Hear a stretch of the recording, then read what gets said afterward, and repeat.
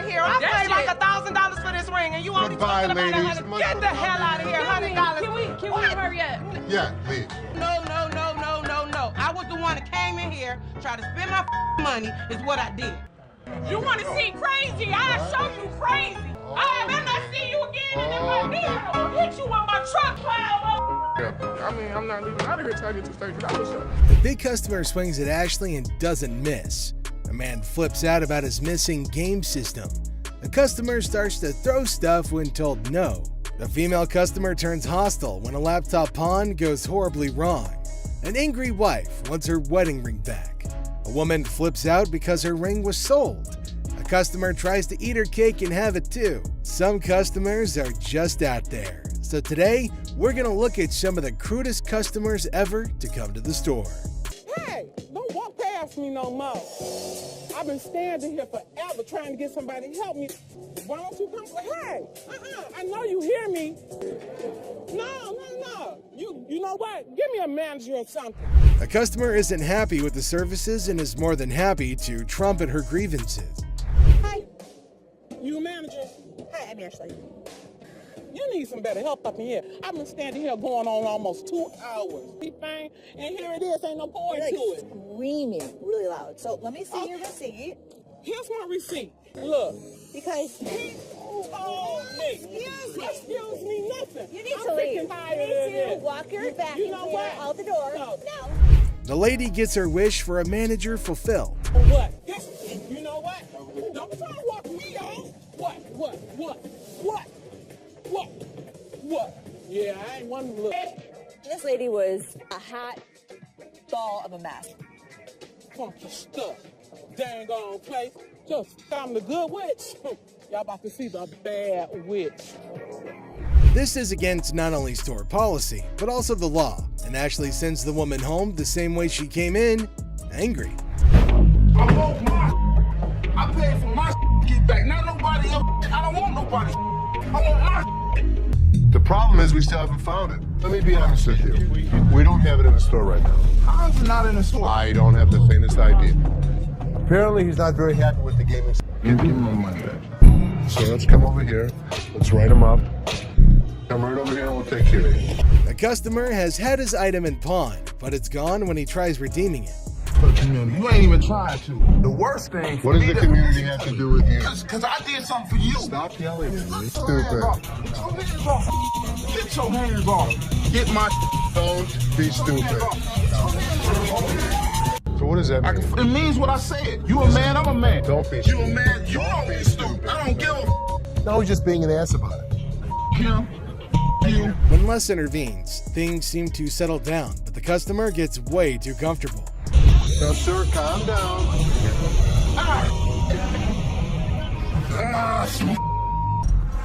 I give you my word. Whatever I owe you, you're going to get.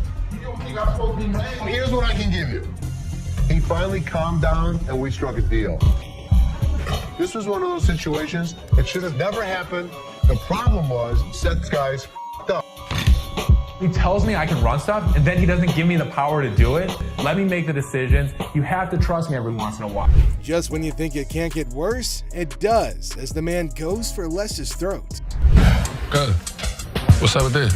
Give me 1 second, sir. To be honest, I don't think we're gonna take them, brother. You say what? Go get somebody for me, dog. This made me act up. Yeah, what's going on, man? What's going on, cuz? 40? No? Yeah, I'm not interested.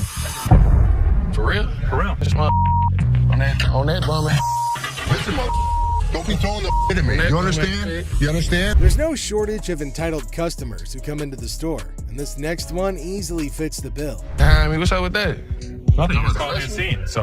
Y'all about to rush me or something? Here's a guy yelling at the front. What's up with that? On that bum. Listen, don't be throwing the at me. You understand? You understand? Trying to gang You understand that, dog? Trying to gang up on me. Understand that, dog? Trying to gang up Don't on ever me. throw. Take your hands off my mother. With the customer starting a tantrum, Les finally speaks, and let's just say the others were nicer to the man-child than he was. Yo, y'all ain't over here anyway. I smack the out your ass. Don't even reach behind nowhere. Reach what? Nigga, if I got it, got it. Reaching, Jonas. I Don't got be it. killing my stuff. Where the is the loan at? Don't try to steer me down. Mark. And what you gonna do? This guy was threatening me that he's coming back Does he think we don't have security cameras? Does he think we don't know what his license plate number is? It'll be his worst day. If he even thinks about Try to step up like they was some players. They ain't even really in my ball game. I'm in for real. I'm up. this mother thought he was a badass. As you can see, I'm a badass. Les not only kicks him out, but also ensures the man stays out. If it were up to him, they'd probably ship the man to another state. I had got my TV out of pawn. Okay. They didn't give me a receipt, and I need the receipt. We don't give out receipts.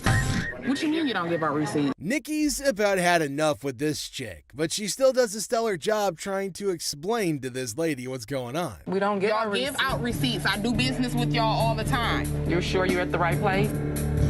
You know, that's the right question to ask. After all, if she really was a repeat customer, she'd know they don't hand out receipts for pawned items that have been recovered. I need a receipt. My man needs to know what the I spent my money on, and you sitting there looking all stupid, and you can look at me like you stupid if you want to. I want my mother receipt. Psycho chick here clearly didn't like the answer that she got, so she immediately tried to cuss Nikki out. Shot, beat your mother ass. You look nice today. Bitch, your mama look nice. Can you give me my receipt, please?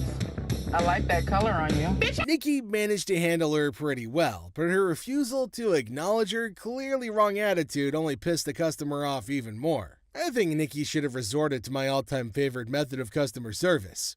Brick. Can I get my receipt? My man wants to know what the I've been doing with my money. Can I get I don't know what the you've been doing with your money. How the hell am I supposed to know? Look in the computer. A manager she asked for, a manager she got. However, she's going to be really disappointed since she's done the worst she could possibly do by threatening Les. Okay, it's time for your ass to get out of here. Get your hands on me. You better get your hands off me. You better get your bitch. Oh, no, the Hopefully that overdramatic fall is going to make her rethink things on the way out. Don't let the door hit you where the good Lord split you, psycho lady. Raising your voice does not get you better service. The only thing it does is get your ass thrown out of here. Y'all don't know who the my people been. Jolly Green Giant looking mother. Here's another time Nikki had to deal with another crazy customer who came in to make some very unreasonable demands. My what? ID or your ticket. I don't have no ticket or no ID. My stuff was stolen and pawned. So what's the point of getting her name when she wasn't the one who pawned the item in the first place? It just makes no sense. We need him or the tickets or... What you need him for? He ain't even nowhere around. Is it his name? Boosie, I'ma call you back. If her grown boyfriend doesn't know his way around, how did he make his way to the store then? And if she really was in the right mental space, she should have known that she could just, bring him along. Well, you have to make a police report. I need my stuff, a police report. Do it like I called the police? Since she clearly said it was stolen, a police report would have been the next best thing to do, apart from getting the thieves to come get it for her instead of going on a crazy rant. But if it was rational, we wouldn't be covering it. So did you make a police report? Can I do it back here? I'm not the police. Look, I just want my... Ashley's not one to back down from a challenge, so when this lady threatened to get violent with her, she immediately stepped up to that challenge. Hashtag popcorn. I'm leaving out of here. I get my out. Now. I'm not leaving out here till I get my... Wait back. The door's right there. Seems she was at least conscious enough to know that there's no way she could ever dare touch Ashley with security around. Okay. Oh, please. Bye. See ya. No. Hi, how are you? Got a little bit of a problem. Can't imagine why. My kids were playing around last night, broke my teeth. Now I have no teeth. They broke all your teeth? I had dentures. So they How'd were they playing. bring them? They flushed them down the toilet. And you want how much? About $300. $300. So I'm not gonna be able to give you 300. Two? No. See, the issue is it has to be a certain amount of weight. A woman with a smile like a jack-o'-lantern entered, claiming that her mischievous children flushed her dentures down the porcelain plunge. Now she offers a promise ring as collateral, hoping for $300 to buy replacements. Ashley politely informs her that it's more like a $10 promise, triggering a meltdown worthy of a Shakespearean tragedy. For me to pay you for the silver. Right, I The understand it issue- ain't worth all that, so what can you give me? $10 to buy it. No, I need more than $10. See, I have no teeth. Right, I go so to work I'm not tomorrow. paying you for your teeth. Okay, well, what the can you do then? The woman launches into a guilt trip that would make even Mother Teresa flinch. Now, Ashley stands firm, offering a measly $10 just to get rid of the verbal hurricane. But oh no, our toothless typhoon isn't satisfied. She throws insults like confetti, calling Ashley names that would make a sailor blush. Takes one to know one, doesn't it? Talk a lot of smart, bitch. I do, and so do you. Keep walking. Now what? I'm here. Now what? I'm here. Keep walking. Bitch, my car's this way. Lucky Ashley didn't knock the teeth out your mouth. Ashley, pushed to her limit, unleashes her inner dragon. The woman, finally defeated, slinks away, muttering threats. Ashley, victorious but slightly singed, sighs. One down, a million more to go. Hello. How are you? I'm fine. How are you? I like your nail polish colors. Thank you. What do we got here? A laptop? Laptop. Can you type in your password? What brings you in today? I just want to pound it in so I can give my sister some money. All right, I can do 150, and that's what I can do. Okay, can you do 165 or not? I can do 150. Okay, I know what, I ain't got time. Ashley greets the woman with nail polish flair. But oh boy, we got an issue. This is a laptop fiasco.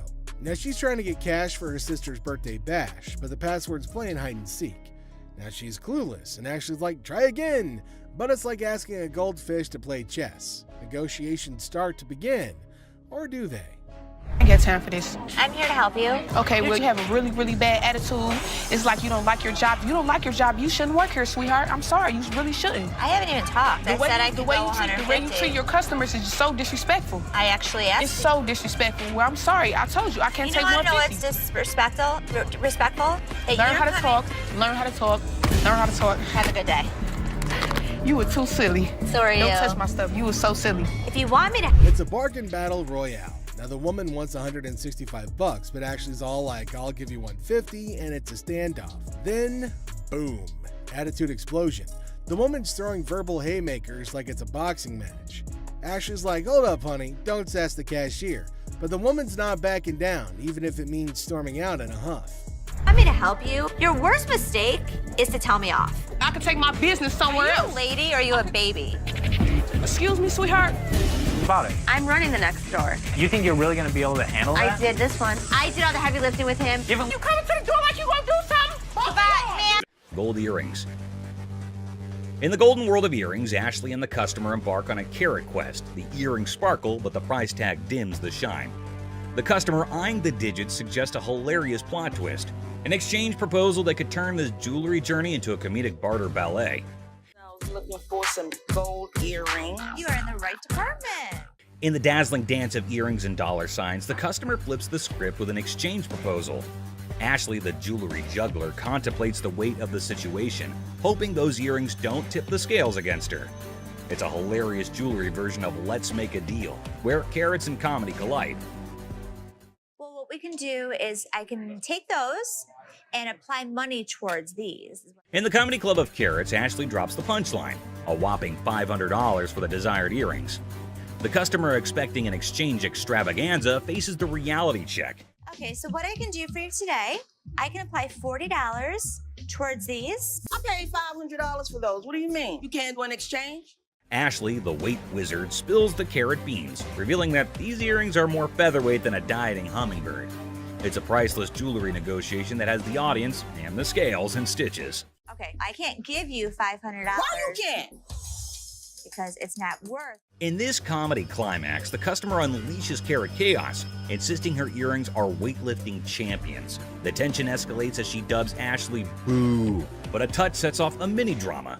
I know how much these cost, boo-boo. Because you screamed that they're gonna get you more money, boo-boo. The pawn shop becomes a carrot battleground, and Ashley's final offer of $175 is the punchline that sends the customer storming out, leaving the jewelry saga in a carrot cloud of comedy. Everybody else good. Pose made you Fake diamond. In this wild pawn shop showdown, two characters storm in like a tornado, armed with an attorney and a demand for $900. The seller, caught off guard, awkwardly requests a card while the attorney seems more like a background dancer in a chaotic legal dance. It's a scene where negotiations are more like a comedy sketch, leaving everyone wondering if they stumbled into a legal circus. I got my lawyer with me. This is wrong. Show me your card. I don't have a card with me. It's my attorney.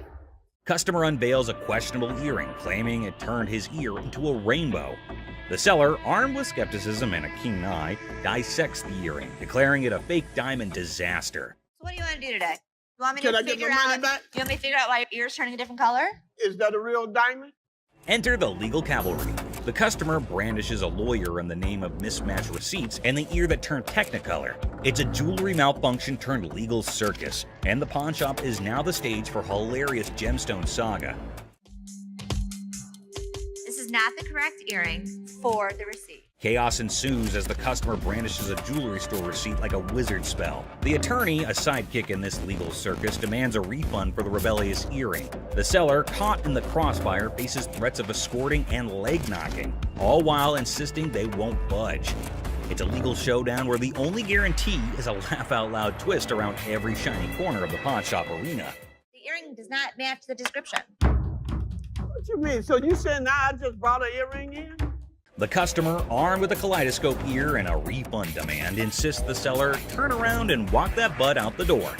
The seller, invoking a hint of pawn shop diplomacy, proposes a negotiation dance, but warns, keep your butt back there. Cue the dramatic soundtrack, man, it's a comedy in motion. An evil woman anthem echoing through the pawn shop arena. Get out. Yeah, took my money. Just sold me a bold earring. First up are these customers who found a piano in the store that caught their eye. They got a bit too invested in it and caused quite a ruckus. Ah, they got it, my baby. It's still here. You can get on that thing. What's up, everybody? Moochie the Great. With how confident he was acting when he tried to play, you'd think he was a hidden master trying to give the greatest performance ever. Let me see if I can raise the money right quick. You're kidding, right? Sound like it's out of key. Sound good? It's off key, man. We are. Moochie the Great in this thing. Everybody pay attention. Before they could even progress well into their surely disappointing recital, Byron pegged them as the troublemakers they are and tried to toss them out. Piano ain't work. Now, how you gonna smash my fingers? Watch your fingers. Have a good day. Bro told let's go. Have a nice day. Man, come on, bro. Get up. The man walked up to Ashley, hoping to get his hands on a job application form, which is a must-do for parties interested in getting a job at the store. Hi. I need a job application. Okay. What position are you wanting? I'm trying to be security. Okay, let me get it for you. All right, thanks. The guy must not know how recruitment works. After all, they haven't even checked his answers. Talk less of his background, yet he's already asking to know when to start. Like, when do you want me to come back? We're gonna have to review this, and then we'll get back to you. Someone told me to come in and fill out the app, and he said he got me. Who was it? Rich. What's going on, Rich? He said you told him that you were gonna hire him for security. If I really knew this guy, then his decision to cut him off at that moment was definitely warranted, since the allegations against him could have cost him his job too. He's not the owner after all, just an employee. We used to chill all the time, man. I don't really have a clue what you're talking about. I'm saying, you said come in here to fill out the application, and you was gonna give me a job, man. You know what? And you said that I was going to hire you today. Yes, bro. Okay, well then let's make this real quick and simple. You're fired. Just like that, he probably set a record for the fastest hire and fire at that moment. I wasted my time coming up here. You know what? You're wasting my time making up these stories. Let me show you how security really works. Why would you Felix, leave somebody get him the out of here. That's security. Get Nice out. working with you. Bro. This customer dressed in this very elaborate costume came into the store looking to sell his earring. How can I help you? A genius idea of trying their hand at the slot machines that were lined up for sale at the store.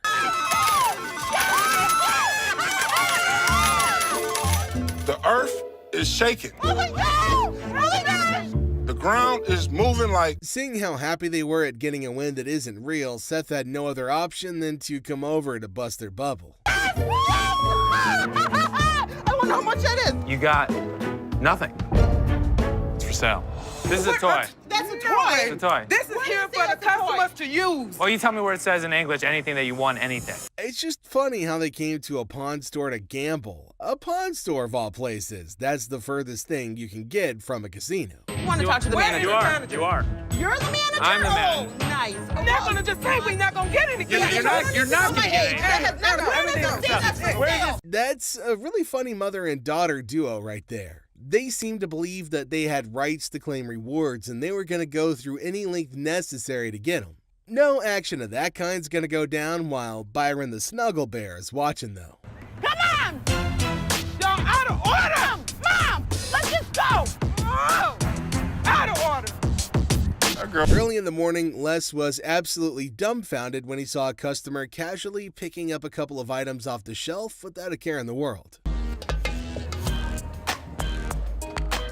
First thing in the morning, I see a guy walking around the store pulling off my shelves.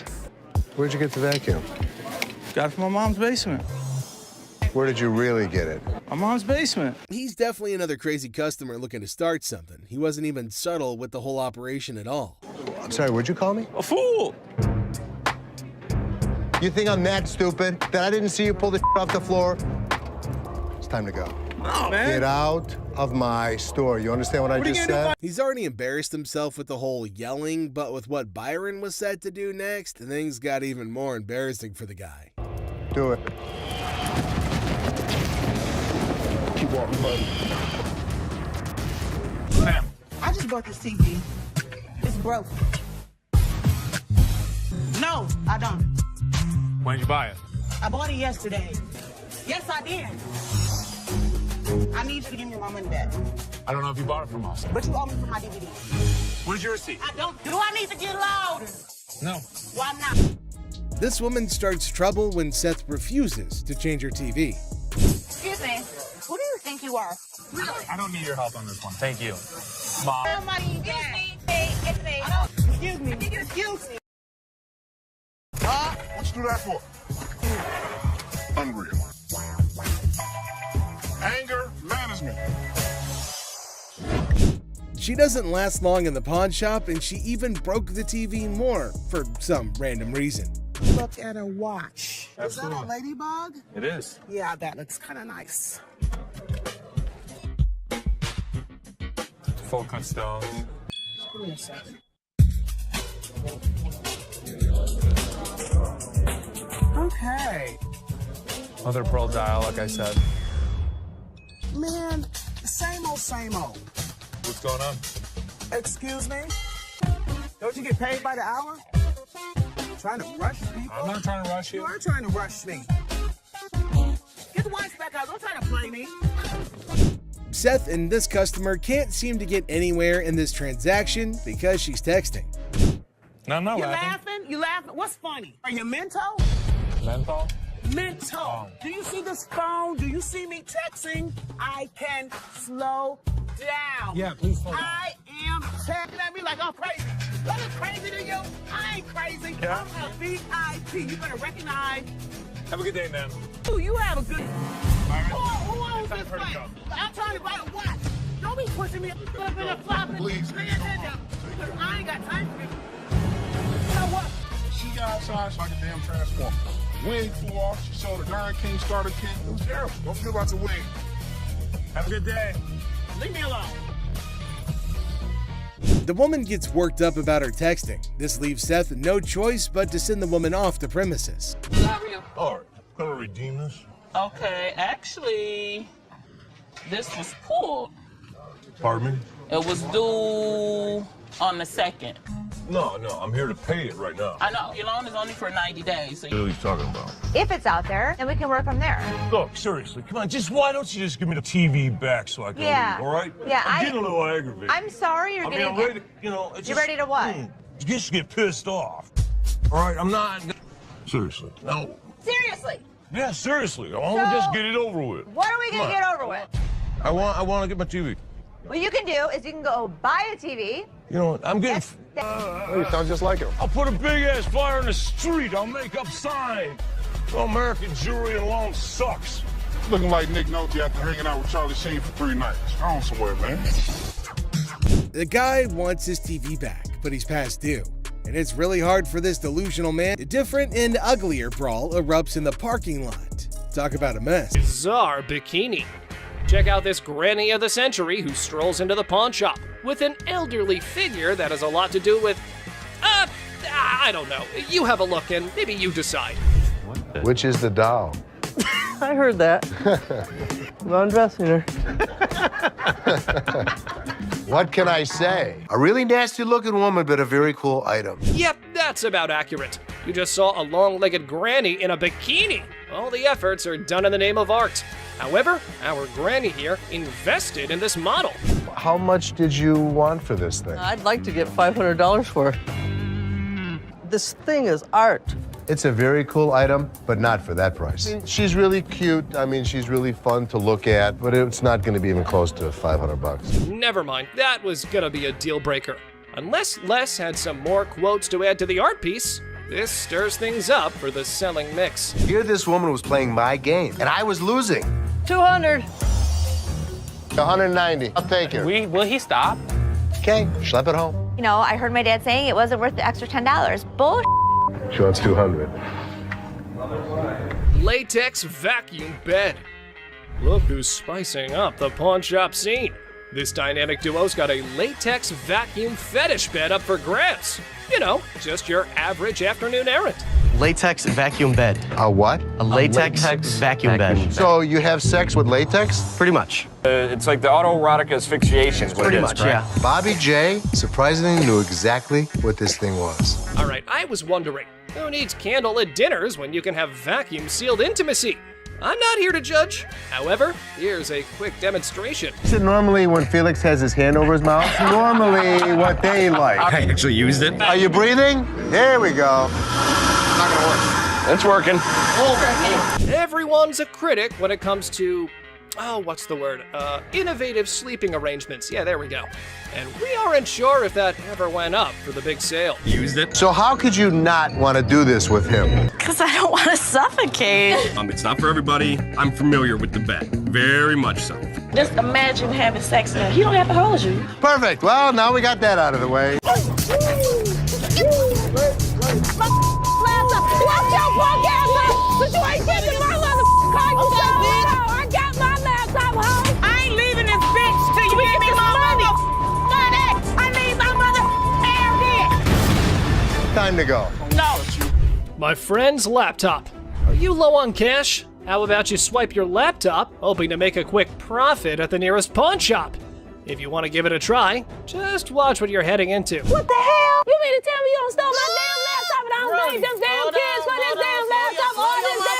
That's how you gonna play me? We supposed to be friends? Got me up. Taking my laptop. Ugh, that tension, right folks? However, our big boss Les was unable to fully comprehend the conflict. And he couldn't care less. These people were just up to making a fool of themselves. I think that these women were fighting over laptops. Watch your punk ass home, bitch! Watch your punk ass home! But you ain't getting my motherfucking car, you bitch! I got my laptop home! But we, being a sucker for drama, sorted it all out. Apparently, somebody's valued belongings were stolen by their BFF. What chance do they have of surviving this unthinkable betrayal? I my laptop all this time, and I'm thinking these damn kids got my... Okay. All right, that's enough. That's enough. All this time, my laptop was missing, but I got my laptop. That's all that matters. All right. Earring error. In the dazzling world of pawn shops, we find a woman aiming to part ways with her prized earrings. But only if things were that simple, then there wouldn't be a whole show made out of it. I'm here to pawn these earrings. Okay. Trying to get $350 for them. Why do you need the money? It's none of your business why I need the money. Pawn my mother jewelry. We all know that our big boss here has quite a keen eye for the merchandise he deals with. And warning, you better watch out if you try to sell him a knockoff. These are real. They are real earrings. They're just not real diamonds. They are. No, they're yes, not. they are real. How the you gonna tell me just by looking at my that they not real? They're not real. As things were getting hot, the woman kept getting non-negotiable. That definitely makes a reality TV treat. Keep it coming, girls. Ladies that act like ladies are treated like ladies. No, it don't work like I I ain't leaving this bitch till you give me my money. I need my mother hair. Time to go. Stubborn guy. Our Mr. Clumsy here managed to turn his girlfriend's car all wrecked up. Now, he's off to pawn his genius-level ideas to fix the car and his relationship. I need to pay my court fees. I got a DUI, crashed my car. Well, her car. I took her car with a couple friends. You just need to get as much as you can. It's not your damn business. I'm here for you. All full of himself, he went all gangsta mode on Seth, trying to get money for 2 of his rings. Did it work? Nope. However, things were about to get more annoying. What's the highest you'd go? $900. That's ridiculous. Tell him what it is. No, don't tell me what to do. Stop talking. Stand behind me. What's the problem? Tell her to stand behind me. This is men talking right now. Our boy's respect for his girlfriend shines through as the negotiations heat up. Hold on to your seat, because this encounter was a true lesson in having proper manners. Maybe we should just take the money. That. Stop talking. Just Dude, stop seriously, talking. why are you such an ass? No, you need. No, I don't need to. You're in my store. This It is my property. business. This It's is not my your property. Do I She's her tell own your person. property what to do? Hopefully one day she'll wisen up, move on, and realize that this guy's complete. Next, some users are even cracking jokes about why the guy was so willing to sell such a masterpiece. One such comment was he must have been scared of his wife's anger, whose eyes are always fixated on that sword. And if she ever gets her hands on it, she's ready to knock him off. Talk about a dangerous situation. Another user said he got robbed? Well, we have to wait to see the actual plot. That was pretty foolish, right? I mean, who was going to check if the thing was actually legit or not? So they asked the seller how much he wanted for it, and he said $5,000. The buyers were skeptical about its condition and started throwing offers as low as $800. That's a crazy drop. But then he got to meet up with Mike Yamasaki, the expert. And Corey explained how he took a shot in the dark and bought the sword without knowing if it's actually worth the money. So, after taking a small glimpse at it, Mike recognized it as a samurai sword and told Corey the history of the sword. He stated that after World War II, around 3 million Japanese swords were taken out of Japan by the occupying forces. In those days, the Japanese warriors, also known as samurai, were skilled professional fighters, and the samurai sword was like their badge of honor. If you didn't have one, no way you could call yourself a samurai, man. Then Mike decided to inspect the sword and took a closer look at it. After considering the condition, the expert estimated that it can be restored for around $3,000. But here's the exciting part. After the restoration and blade sharpening, Corey could potentially sell it for a whopping $15,000. That's a tenfold increase from what he paid for it initially. So, risky game. But does it always turn out to be luck, or sometimes they just lose everything? What are you doing? Fake earrings. 2 sassy black queens strut into the pawn shop, flaunting earrings worth $350. The seller, bewildered, innocently inquires about the swearing, prompting the girl to unleash a verbal firework. Trying to get $350. You ain't even looked at my. Do you know that these aren't real? In the sizzling pawn shop showdown, the women insist their earrings are as real as their sass. The seller, sweating in the Lacote, tries to diplomatically handle the diva duo.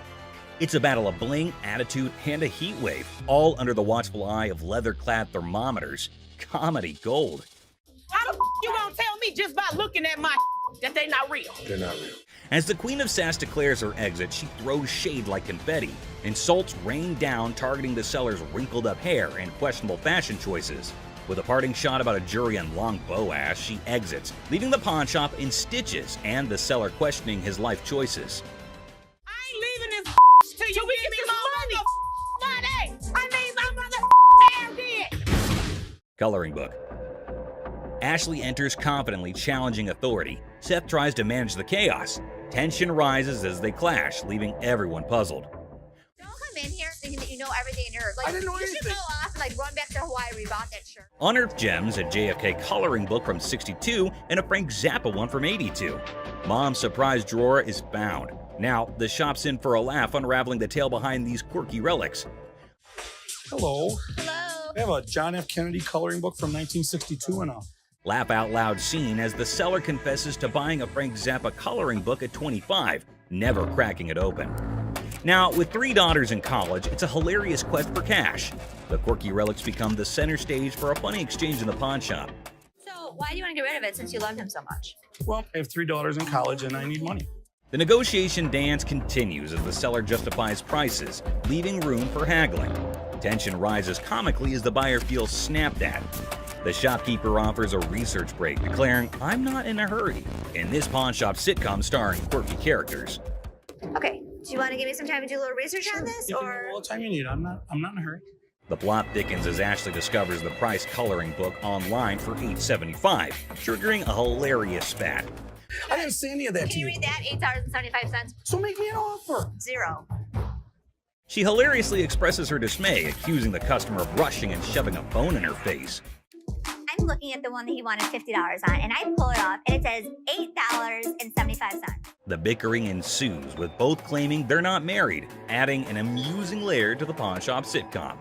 I have to take him out this guy. That's how much he pissed me off. In the ongoing pawn shop drama, Ashley delivers a sassy retort to the customer, suggesting he adds value nowhere and jokes about returning to Hawaii. The banter continues as another worker calls out Ashley for being rude. I think you're disgusting and rude. I didn't say any of that Can to you you. read that? $8.75. Leading to a comical exchange where Ashley dismisses them to focus on yourself. The workplace comedy unfolds with quirky characters and witty comebacks. Well, you don't add value to the organization. I have one. Well, thank you so much. But the next Okay. time you send my paycheck, you can tell me how to work. Parking lot. Cue the workplace alarm. The notorious parking lot gambler is back, and the office crew is on high alert. With a battle cry of "Let's go get him," they embark on a mission to catch the elusive man of many lands, or as they dub him, that lady Pakistan. Office drama just hit the jackpot. What? Gambling to get in the parking lot. Meet Robert Robertson, the maestro of sports memorabilia, introducing himself to Dennis in a pawn shop saga. The plot thickens as he unveils a treasure trove of Detroit Lions autographs salvaged from his sister's basement flood. Forget superheroes, this guy's heroics involve rescuing signatures during a Union picket line water ballot. All right. My name's Robert. Robert, Nice to I'm meet Dennis. you. Nice to Nice meet to you. meet you, Dennis. Yeah, I got an item here. You might be interested in. In the wild world of pawn shops, Dennis is hit with a first, an NFL labor strike poster. As Robert pitches his Union picket line relic, Dennis, caught between fandom and frugality, contemplates the value. It's a negotiation dance where even the poster's wrinkles have a say, and Dennis dreams of a dad who'd splurge on a heartbeat. What, Steve Backus? This is the first time a guy actually brought in an NFL labor strike poster. Dennis and Seth, the dynamic pawn shop duo, are advised to step up their deal closing game. In the battle of signatures, Robert's pitch clashes with Dennis's detective skills. It's a showdown of history versus water stains, where even a tear is more drama than a soap opera, selling history hard, selling water-stained history a comedic challenge. One just like this mint, though, and he got $950 for it. Right, so if that was mint, why would you want $1,000 for this? In this hilarious haggling carnival, the pawn shop pros are on their knees throwing cash offers at Robert for the water-stained NFL labor strike poster.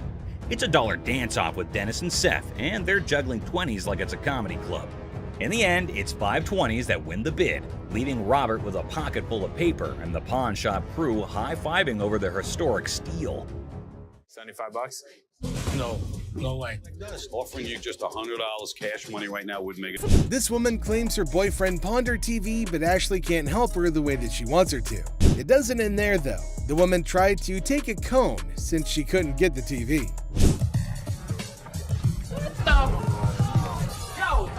Yo, what the fuck like this when I brought my boy in here? What's up with all these little scratches and boy? Can you please get some Windex? You go get me some other Windex and some tissue and let's do right.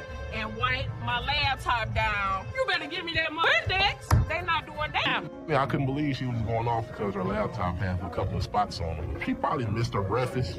Oh, my stuff, man. Don't come in here like that, dog. You looking all retarded and you stupid on Hey. You ain't gonna walk up on me. Get out of the way.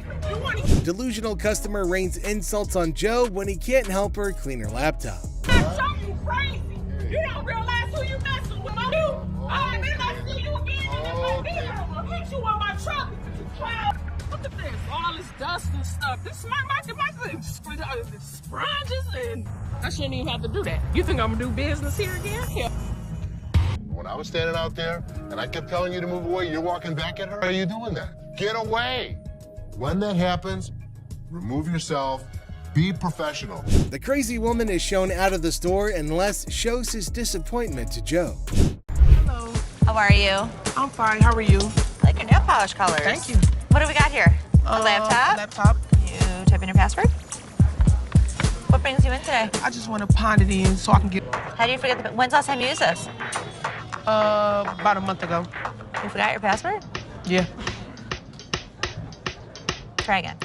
I need at least 165. I mean, I can't do 125. 65 or not. When a lady comes in with her laptop, she forgets her password and manners, but Ashley can only help her with one of those problems. Okay, I know what, I ain't got time for it. It's like you don't like your job. If you don't like your job, you shouldn't work here, sweetheart. I'm sorry, you really shouldn't. I am respectful. Learn how to talk, learn how to talk, learn how to talk. Have a good day. You were too silly. So are Don't you. touch my toes. Flat out. You done? I don't give a like I said, I don't care. I can take my business somewhere else. The lady obviously doesn't like the sound of $150, and the negotiation goes downhill from there. Lady, or are you a baby? Excuse me, sweetheart. Hi. What the you looking at, bitch? What the you looking at? I'm talking to you, bitch. What you looking at? You know what? Take this outside. What the you looking at? What the bitch? You fat bitch. Fat ass bitch. Broken. Wait, with a fat ass bitch. Go walk somewhere, bitch. You talk like I said, I can take my business somewhere else. You don't know me, bitch. Crazy. That's not how I walk away. Bye. Bye. What more can we do? Since the lady won't stop talking, Ashley engages her, and it's like setting fire to dried sticks. Council manager. That's me. How can I help you? My wedding ring that's $5,000, you guys have it. I want it back. Okay. Your ring. Yes, he took it because we're having financial problems. I get why he did it.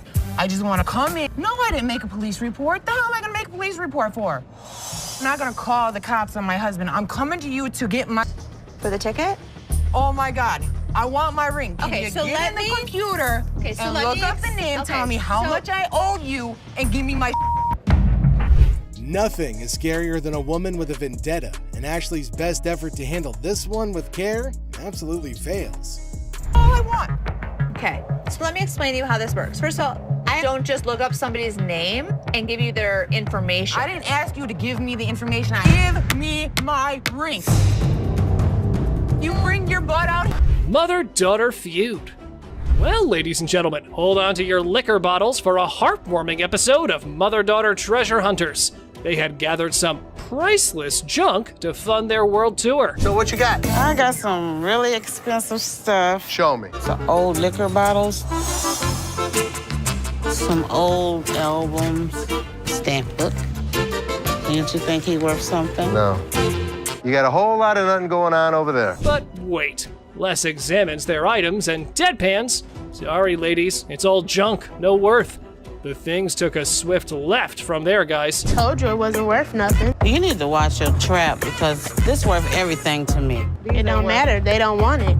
This is not junk, okay? So don't you comment on. I told you. So you better not don't. to come here. You better don't go there. Gas. You better don't. You better don't. It's like watching a comedy where emotions run high over little treasures. They both argue fiercely about sentimental items. Talk about teaching your kids some manners. I will kick your ass. I'm your mama. You better don't. How the heck you better don't. No, you get the off my. I thought it was kind of funny watching the mother and daughter argue with each other. Okay. All right, that's enough. That's enough. Body slam. Our guy claims his grandma's ring is a lost treasure. Well, that part's for Ashley to decide whether it's real or something that came out of a cereal box. How much are you looking for? Is this enough to pay rent? How much is your rent? $300. Okay. Do you have anything else? Because this unfortunately is not real. What you mean it's not real? It's not real gold. Basically, y'all sit up here and waste my time talking to you. You don't waste your time. Oh dear, Mr. Sad Story. You've really painted yourself into a corner now. It was almost as if he was starring in his own drama series. I'm like, just give me my ring. I need to speak with somebody else because you irritate me flat out. I'm trying to help you solve your issue. What you mean? What you I'm mean? trying to help you solve your issue. Lower your voice. This guy's acting really erratic, and it's making me really nervous. Hold on tight, because here come the Powerpuff Boys to rescue our protagonist from his own soap opera. What a gimmick. A day he's gonna remember for a while. Don't put your money in. No, she ain't by herself, She ain't by herself, my man. Bitch, I'll be back, bitch. You talking that now? Get the hell out of here. He was lucky I have other things on my mind, or I would have beat him to a pulp. PlayStation. In a stunning twist, our lovable, larger-than-life customer walks into the pawn shop dreaming of snagging a PS3. Let's hope the controller can keep up with his enthusiasm. How much are your PlayStation 3s? How much you want to spend? I got $70. Can't let it go for 70, my man, unfortunately. I've seen them for $70 to $80 at other pawn shops. Does it come with a warranty? It comes with an as-is warranty, unless you'd like to purchase an additional warranty, which I'd like to help you with. This is bull. Our six-pack gamer needs some physical exercise rather than video games. Mirror, mirror on the wall, who needs a jog more than them all? I need a PlayStation 3 for $70. I sell them for $100. That is ridiculous. All I got is 70. I want somebody else to talk to around here. Well, there's only gonna be one other person you're about to talk to, and if you keep your voice raised like that, we'll be more than happy to speak with you. And here's where you might consider scheduling that eye wash. Oh boy, up next could rival a comedy sketch, complete with unexpected twists and turns. Get out of here. I'm gonna take a ride, big boy. Big boy. Ride, big boy. Push me. Here we go, big boy. Here we go. Have a good day. What's all that about? What you want to do? I come down this level, beat your ass down here. What? Think you all that, bitch? Do it right. Ashley fires. So, guess what? There was a worker at the pawn shop who some folks thought might be stealing stuff. Ashley got wind of it and had a little investigation on her hands. You said you wanted to know if Tressa asked me to put anything else on the internet? Yeah? Well, she did. She did? Another watch. Are you kidding? Nope. I'll take care of it. Don't even put it on the internet. Okay. I have to check with Brian first to see if Tressa got permission to pull the watch from the display case. Right when Ashley was busy being a detective, the sneaky thief decided to drop in. What wonderful timing! Well, since you're here, time to do some explanation. I didn't ask him to put it online yet. I didn't ask him. So he wouldn't just offer it? Right. You said to come to one of you guys. Well, before I would have bought it, I would have came to you But guys. you already asked him to put it on the internet. No, I said, was it a possibility? I pulled it out. Okay, you went around the bush and kind of asked him. No, I'm still not 100% sure if I wanted to buy it. Alrighty then, you're going home because you were not hired to make CEO-level decisions. But wait, there has to be more about this situation. You're fired. It's fine. That's fine. I said I wasn't even sure if I was going to. It's fine. I literally told everyone that you weren't as big of a bitch. I was wrong. Excuse me? Get the out of here. Get out of here. Let's fight. How much can you give me, man? 20 bucks? $20? What the hell you mean? I'm more or less helping you than anything. Man, I'm gonna need more than $20 for this, man. Of course, they're giving you exactly what it's worth, aren't they? So just take the money and run. But anyway, here is how our man decides to handle the situation. Hey, come on. I played this game before. I know this was a scam. You broke my trust, and because of that, Justin, you're fired. Replica. Oh boy. Get your wrists ready for this one. A man walks in with the Audemars Piguet watch, and Les was in all mood to get his hands on it. How about 6? 4,000. No, I don't think I can go that low. You want to meet in the middle? I'll go 4,500. No, I need to get the 5 out of it. Sorry. All right. Appreciate your time. 4,600. However, our pawn king did pull out these big bucks. But he was sure. Duh, he was. But hey, just wait, because Seth might have a different opinion. So let me check it out real quick. Oh. It's coming up counterfeit. Oh, bull. Oh, yeah? Look at it right here. It says, do not purchase. It's a known counterfeit. What? Did our pawn maestro get scammed? Well, wait. They called the seller back in for another purchase to trap him down.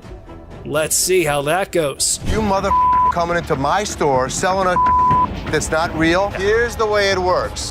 Either give me my money back or go to jail. I bought them, and now, I've gotten taken on them too. I believe you. I mean, I'll give you your money back. Unreal diamond. Regular day at a pawn shop. Antique necklace. A man strolls in claiming an antique necklace. Now he faces the daunting challenge of convincing the pawn king Les that it's the real deal. Good luck, buddy. It's been passed down from generation to generation to generation. Now it's mine, and I'm trying to put you in the game with this crystal antique rosary. So how much can I get? Well, you can't get anything. It's not diamonds, it's not gold, it's just crystals. Well, I ain't no expert, but definitely, that necklace was nowhere near being called antique. Mr. Too Much Full of himself was clearly up to no good. How much would you pawn this for? I won't take that in pawn because we only take precious metal. It should be precious to you. Why should it be precious to me? Because it's antique. Didn't you hear that part? No, I can't take it. I'm sorry. Well, I think you need to work something out with me, man. This dude just thinks that saying antique will make his necklace any more valuable. What a joke. How about we let the jewel expert take care of this one? No deal. Deal. How much you gonna give me for it? I'm gonna talk about it on the way out the door. Hey, hold on, man. Hold on, brother. Hold on. Look, hold on, man. Hold on. I can leave on my own. Hey, what are y'all looking at? What you looking at? Good day, sir. Have a good day, man. Yes, sir. Old mother. Oh, man. Who the you calling him? Really? You the ugliest two sisters I've ever seen in my life. Check out the wildest, most intense moments on Hardcore Pawn, where customers and staff bring the heat.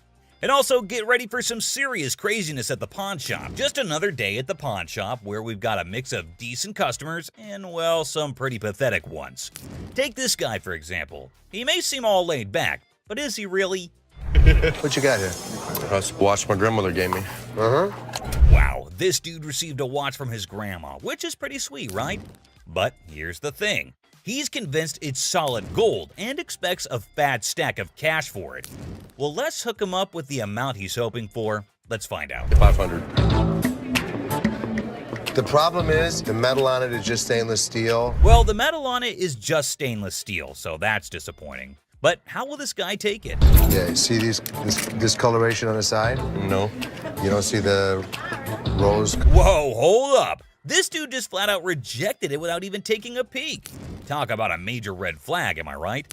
Less than explain. In between the links were gold-plated. The gold plating had rubbed off. The watch had no value. And then this guy's like, can I get someone else to check it out then? Because Les shut down his hopes of getting any cash. Whoa, okay, Mr. Expert. This dude is seriously not happy about it. Value. It does have value. How about your chain? You want to pawn me your chain? Anyway, being the sweetheart that he is, Les brings in another dude for a second opinion, just to be fair. But what happens next is totally mind-blowing and straight up disrespectful. Brace yourself for this one. It's gonna shock you. Does this bozo know what he's doing? Well, I wouldn't really call him names. Seriously, this dude needs to chill and get a grip. I mean, who does he even think he is? Anyway, from that point on, things started spiraling down, and honestly, it's for all the right reasons. 500. Nothing. Stop being a bitch. Now, Les ain't about to tolerate any disrespect, and nobody should. And this jerk is about to experience a dose of his own medicine. And let me tell you, it's not a pretty sight. Check out what Les has in store for him. Give me my mother. Man, come over here and pick this bitch. Oh man, this dude is about to get serious flipping off, I kid you not. You know what goes down with idiots like him? They're in for a rude awakening. Yo, you, get him here. Let's go, my man. Have a good day, sir. Have a good Gotta admit, that was seriously hilarious. What did Les have to lose? Nothing at all. But this guy, oh yeah, he got exactly what he deserved. The man just couldn't stop with the curses. Yes, sir. Let yourself out. Let yourself out. Oh, you think this was intense? Well, hold on tight because you haven't seen anything yet. So this dude walks in, right? And he brings in some equipment, no beating around the bush, and straight up expects a cool $100 for it. Can you believe that? Like, I'm trying to get at least $100 for it. $100? Yeah. I won't even be able to sell it. Well, the guy just flat out tells him that there's no way he can cough up $100. So the customer's disappointed, but hey, at least he's keeping his cool, right? So how much can you give me, man? $20? Well, we're clueless about what this dude's gonna pull off next. But hold up. Seth comes swooping in to handle the situation like a boss. Let's see how he tackles it. Sitting on the back? Do you know what it is? It don't matter how many you sitting on in the back. Because then I can't. Well, things are seriously heating up, and it's turning into a real mess. Seth tries to talk some sense into the guy, but he's just not cooperating. And instead, he's shouting like there's no tomorrow. Dollars for this. You paid $200 for that, I overheard? Yeah, I mean, Really, you paid $200. So Seth breaks it down for him, saying it's not even worth $100. But this dude is now causing a scene, making a big fuss that's grabbing everyone's attention, to be honest. I'm trying to get money for it. I've been waiting in this line for an hour. I need more than This guy seriously needs to calm down. He's dropping way too many curse words. And honestly, it's gonna be his one-way ticket out of the shop. That's when Les steps in to take charge. Let's see how that plays out. You gonna do old man? Who are you calling old mother? Old man? No way, he actually said that? Like seriously, what the heck? This guy just keeps digging his own grave, making the situation even worse for himself. Brace yourself, because what he does next is gonna leave you absolutely stunned. Really, mother? I got this. I got it. You wanna give me more than 20? Oh my god, seriously? Can you believe it? This dude actually tried to mess with Les and thought he could get away with it without being kicked out. That's some messed up behavior right there. Like, what on earth was he even thinking? Wait for an hour. Really? Me? You. Well, he totally got what he deserved. But guess what? That's not even the end of it. Brace yourself for this next one. So, this lady strolls into the store wanting to treat herself to a fancy watch. She's all sweet and ready to drop some cash. What could possibly go haywire, right? This will be good. Okay. This one. This is really pretty. Now, this lady is seriously contemplating whether she should go for it or not. So, what's your take on it, guys? You think she'll end up taking it or not? That's really pretty. It's really pretty. Good on you. That was 100. 100. Okay. She went for it. Well, everything's going pretty darn smooth so far. I don't want to jinx it, though, so let's just wait and see what unfolds next. Here. No. What is this? It's a $100 gift card. $100 gift card? Hold up. Is that for real? She whips out a gift card with all this confidence, and hey, is that some kind of new payment method now? Ashley looks totally baffled by this turn of events. Not a gift cards. What would you call it? It These says are preferred customer. Right. Man, this lady is already super worked up the moment Ashley spills the beans that it's not a gift card. And she goes on to explain the situation.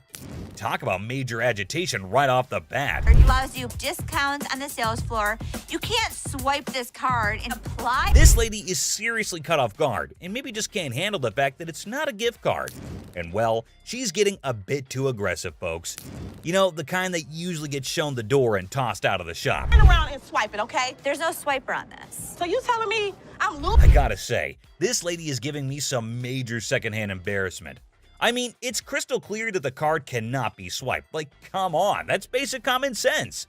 But no, this woman just kept on making a complete fool out of herself. I don't understand up in here, okay? Because you I'm she's not gonna about to swipe. lose, Hold on all one right? second. Let me explain this I'm to not her. about Man, the way this woman is yelling, it won't be long before she gets the boot from the pawn shop. This customer is completely unreasonable, dude. But hey, props to Ashley for still trying to explain things calmly and patiently.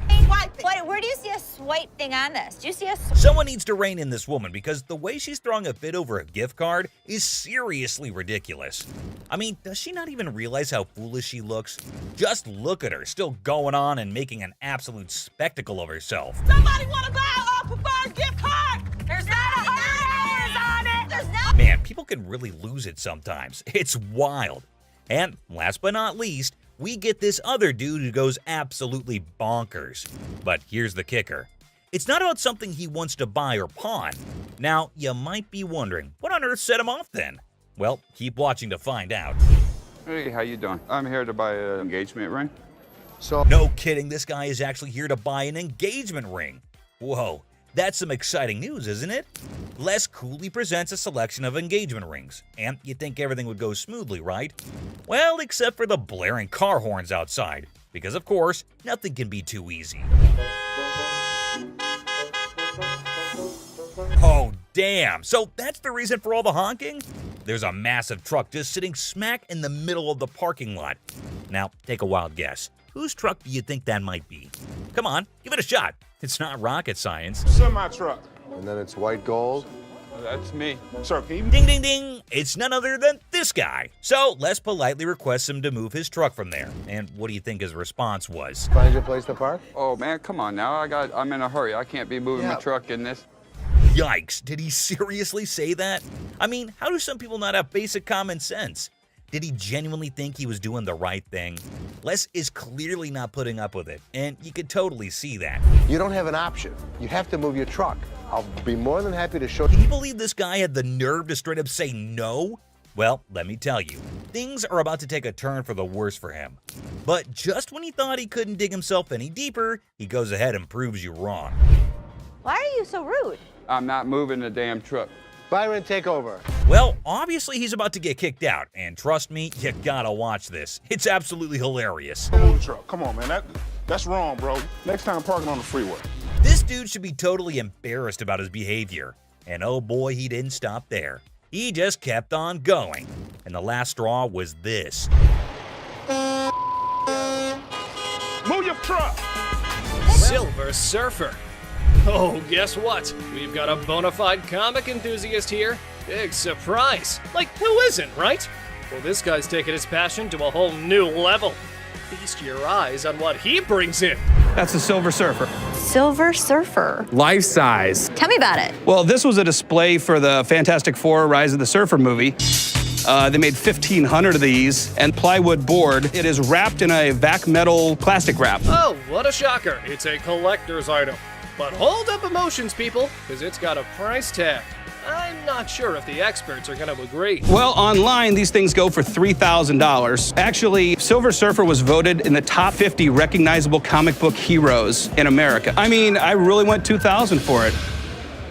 I am willing to buy this from you for $500. Hey, genius. If you're after that dream price, maybe hit up a comic store. Selling your treasure trove at a pawn shop? Yeah, real brainiac move here, buddy. 900 bucks. That's it. Think I'm gonna have to walk. All right, well, it was a pleasure. We're gonna go surfing on home. See you later. Custom-made electric chair.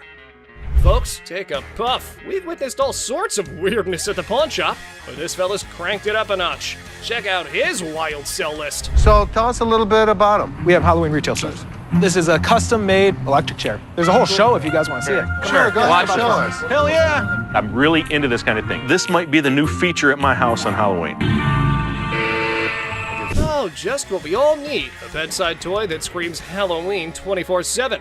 No biggie, except it's art, not like living in a slasher fic or anything. So we're looking to get about $8,000. Brand new, they're just above $9,000. And that makes a lot of sense. Right. Buy a used one that's 6 years old. Well, the cool thing about this one is that they don't make them like this anymore. You're right, they don't. The new ones are digital. Well, guys, Mr. Ambitious over here is dead set on this mystery item.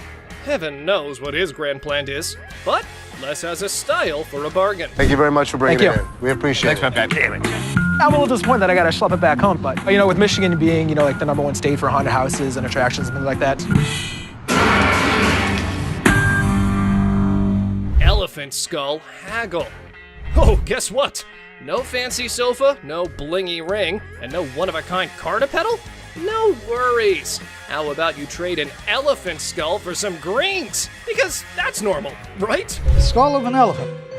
Really? Very unusual. It's very unusual. My best friend had it, passed away, and I inherited this one. It's where the tusks were. I understand that.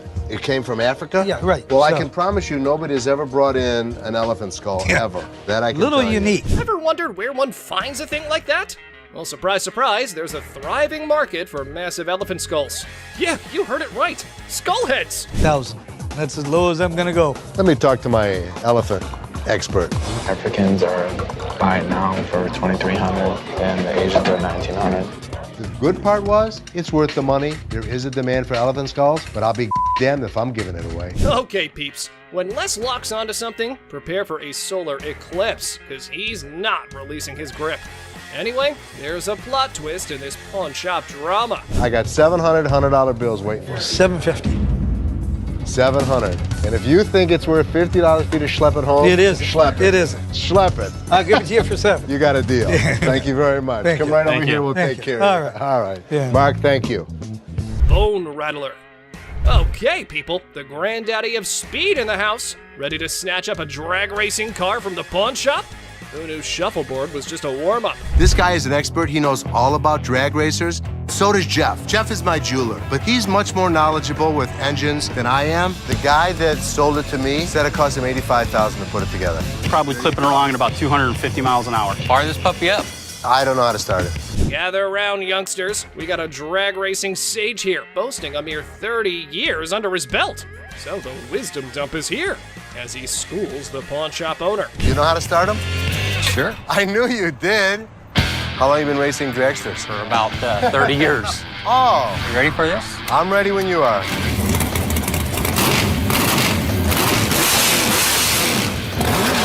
All right, Mr. Been There, Done That. Let's see if your drag racing tales can seal this deal or take a nosedive. Now, coming straight to the negotiation. 20 grand. 7,500. I don't think so. If you give me the money today, 15,000. I'll throw the skeletons in for free. We have a deal for 15,000? I guess so. Thank you very much. Have a good Enjoy day. your new car. Mechanical Bull. Ah, the good old days of Wild West bull riding and rugged cowboys. Some dude missed the memo that it's not exactly the trendiest scene nowadays. Time to catch up, y'all. Going for a ride in my parking lot, or what are we doing? Let's have a little fun, girl. We're trying to sell our mechanical bull. Why do you have it? A Western-themed restaurant bar before, and that was the theme. We put the bull into the bar. Well, slap on those cowboy hats. We got ourselves a scene here. But seriously, who's taking bets on whether they can wrangle a decent price for that rodeo-style bull riding? Let's say you were to buy these brand new. How much do they cost? They cost around $15,000 to $20,000. How much do you want? $15,000. So if I was to buy this brand new or buy this used from you, it's the same price. Rental companies rent these out for $750 a day. There's a lot of revenue potential. Ah!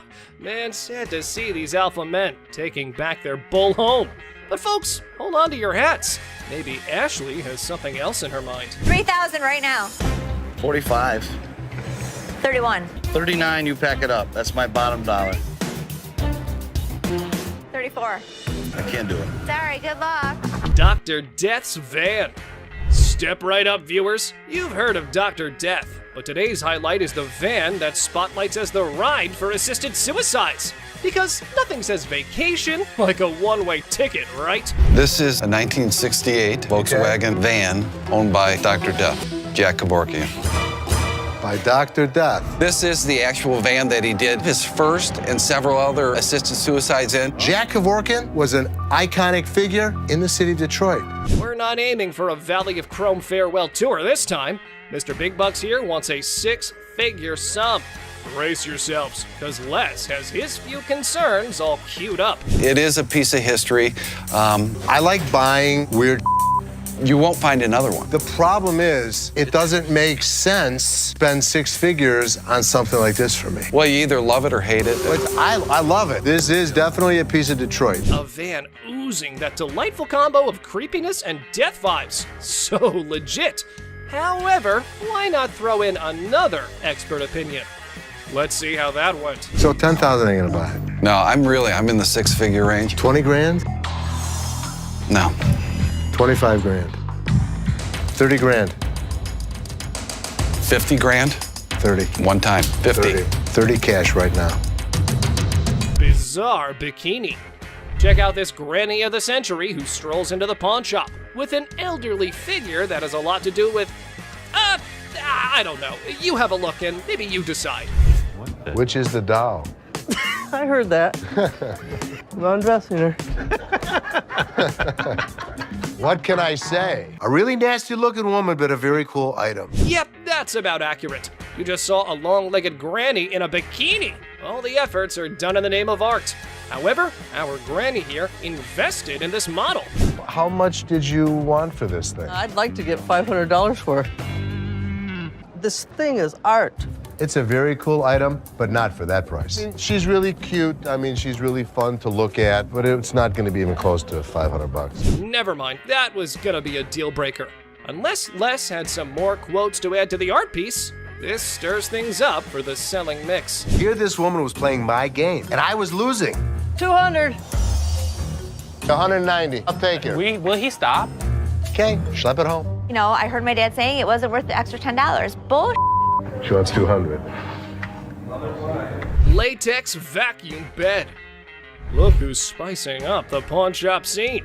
This dynamic duo's got a latex vacuum fetish bed up for grabs. You know, just your average afternoon errand.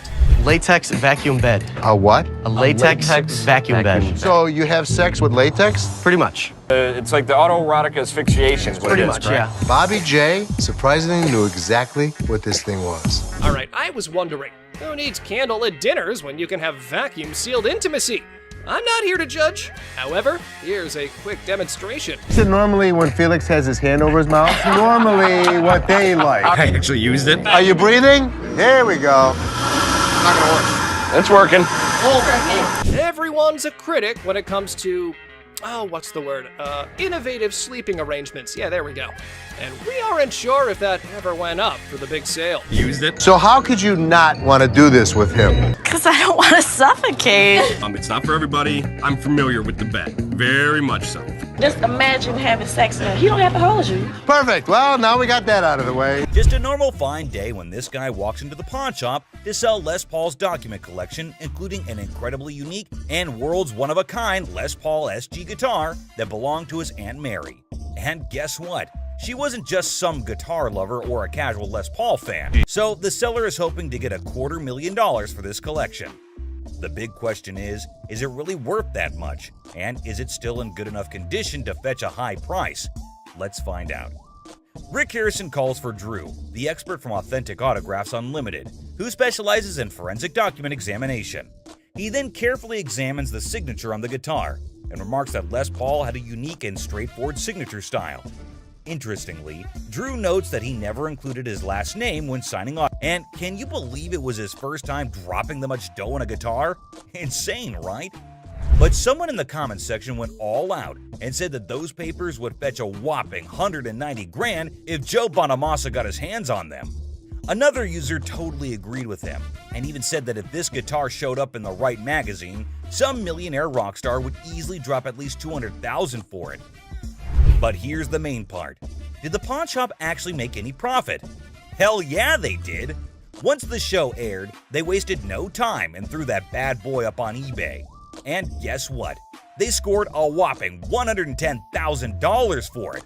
They ended up making a cool $20,000 profit, guys.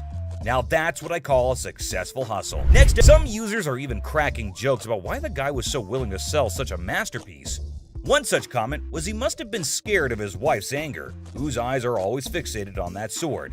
And if she ever gets her hands on it, she's ready to knock him off. Talk about a dangerous situation. Another user said he got robbed? Well, we have to wait to see the actual plot. Taking the lawyer's word for it, Corey decided to take the risk, and then he went ahead with the purchase, even without having an expert to check its authenticity. I mean, let's be real, that was pretty foolish, right? I mean, who was going to check if the thing was actually legit or not? So they asked the seller how much he wanted for it, and he said $5,000. The buyers were skeptical about its condition and started throwing offers as low as $800. That's a crazy drop. Finally, he got to meet up with Mike Yamasaki, the expert, and Corey explained how he took a shot in the dark and bought the sword without knowing if it's actually worth the money. So, after taking a small glimpse at it, Mike recognized it as a samurai sword and told Corey the history of the sword. He stated that after World War II, around 3 million Japanese swords were taken out of Japan by the occupying forces. In those days, the Japanese warriors, also known as samurai, were skilled professional fighters, and the samurai sword was like their badge of honor. If you didn't have one, no way you could call yourself a samurai, man. Then Mike decided to inspect the sword and took a closer look at it. The Yasutsugu family only worked for high-level samurai, and their signature mark, like a logo, was detailed on the handle. It's the family crest of the Tokugawa family, who ruled Japan for a couple of centuries. And if anyone tried using it without permission, they'd end up losing their heads, along with their whole damn family. Scary, right? After considering the condition, the expert estimated that it can be restored for around $3,000. But here's the exciting part. After the restoration and blade sharpening, Corey could potentially sell it for a whopping $15,000. That's a tenfold increase from what he paid for it initially. So sometimes they just lose everything. Well, we'll see this in the next episode where a customer from season 16 walks into the pawn shop, hoping that the shop will take his 1700s flintlock pistol off his hands. This thing is ancient and looks fascinating for being so damn old. But the funny part, the gun looked puke-colored. Did you do the amazing restoration on it? I did not. But here's the thing. Hector, the seller, had no idea about the pistol's origin. So he decided to call in his arms expert, who knows his stuff when it comes to guns. Apparently, some shoddy paint job messed up the gun, and it can't even be opened properly. But hey, on the bright side, the details and engravings on the pistol are top-notch. They got this fancy style called grotesque, with all these weird-looking human and animal shapes. And the name, that would have helped figure out when and where it was made. Now Rick's super curious if this thing is actually worth anything. The expert takes a quick look and comes up with an estimate. I think it would be about $1,000. Once we restore it, if I can get it functional, I think it's at least $3,000. With that estimated value in mind, Rick decides to make an offer. So, I will give you $150 and relieve you of your problem. What'd you do, $250? Damn, just $150? Even though Alex said it was worth $5,000. Rick always pulls out the excuse that it's hard to sell, and there aren't many buyers out there. After a short negotiation, the seller settles for a mere $200. I know, unbelievable and kinda unacceptable. But since the gun isn't in great working condition, I guess it was the best they could do. Rick decided to take a chance and handed the gun over for restoration. Will it hit the jackpot or lose his $200? Let's see. It has brought back all the original details and made it look absolutely gorgeous. And guess what? It turned out even better than expected, but Alex hasn't tested it. Damn. Well, let's watch if it works. I got my headphones on, so I can't hear you. Yeah! Oh, it worked perfect! So after successfully restoring the item and getting it in working condition, that's a crazy profit of $4,800. Absolutely hard to believe, right? Someone even commented that Rick straight up robbed Hector in broad daylight. Users are not holding back with their savage opinions. Well, keeping everything aside, this was indeed one of the craziest profits earned at Pawn Star Shop. Moving on. In this episode, he had no clue about its real value, so he called in the military antique expert Craig Gottlieb to take a look. And what do you know? It turned out that the metal wasn't even technically Polish. Talk about Rick questioning his own existence, right? First of all, it's not technically Polish. What do you mean, not To clarify things for the confused Rick, the expert spilled the beans. Turns out this metal had a Russian background. Back in 1795, Poland got divided into 3 parts: Prussia, Austria, and Russia. And guess who got the largest slice? Yep, Russia. This particular order was established way back in 1325, and the White Eagle is basically Poland's symbol. It's on their national emblem and everything. But they changed things up and stuck the original style of the award on top of the Russian Imperial Eagle, which has 2 heads. So what we got here is a Russian order, and that's what this medal represents. It's a piece of history that dates back 800 years. Conquered, reconquered, and fighting for their freedom throughout their entire history. Users also shared how this whole episode reminded them of the humor that filled those lessons. With the background story out of the way, Rick finally gets down to the burning question. What's the damn thing worth? Because obviously he bought it without knowing its worth. I took a big shot in the dark. How big a shot? Less $6,000 I can shot. sense the tension all over his body. Finally, the expert takes a closer look at the metal and starts talking about how it was probably made in St. Petersburg by a company called the House of Bolin. And guess what? They were like the main competitors to Fabergé. So we're talking about a metal of Fabergé quality here.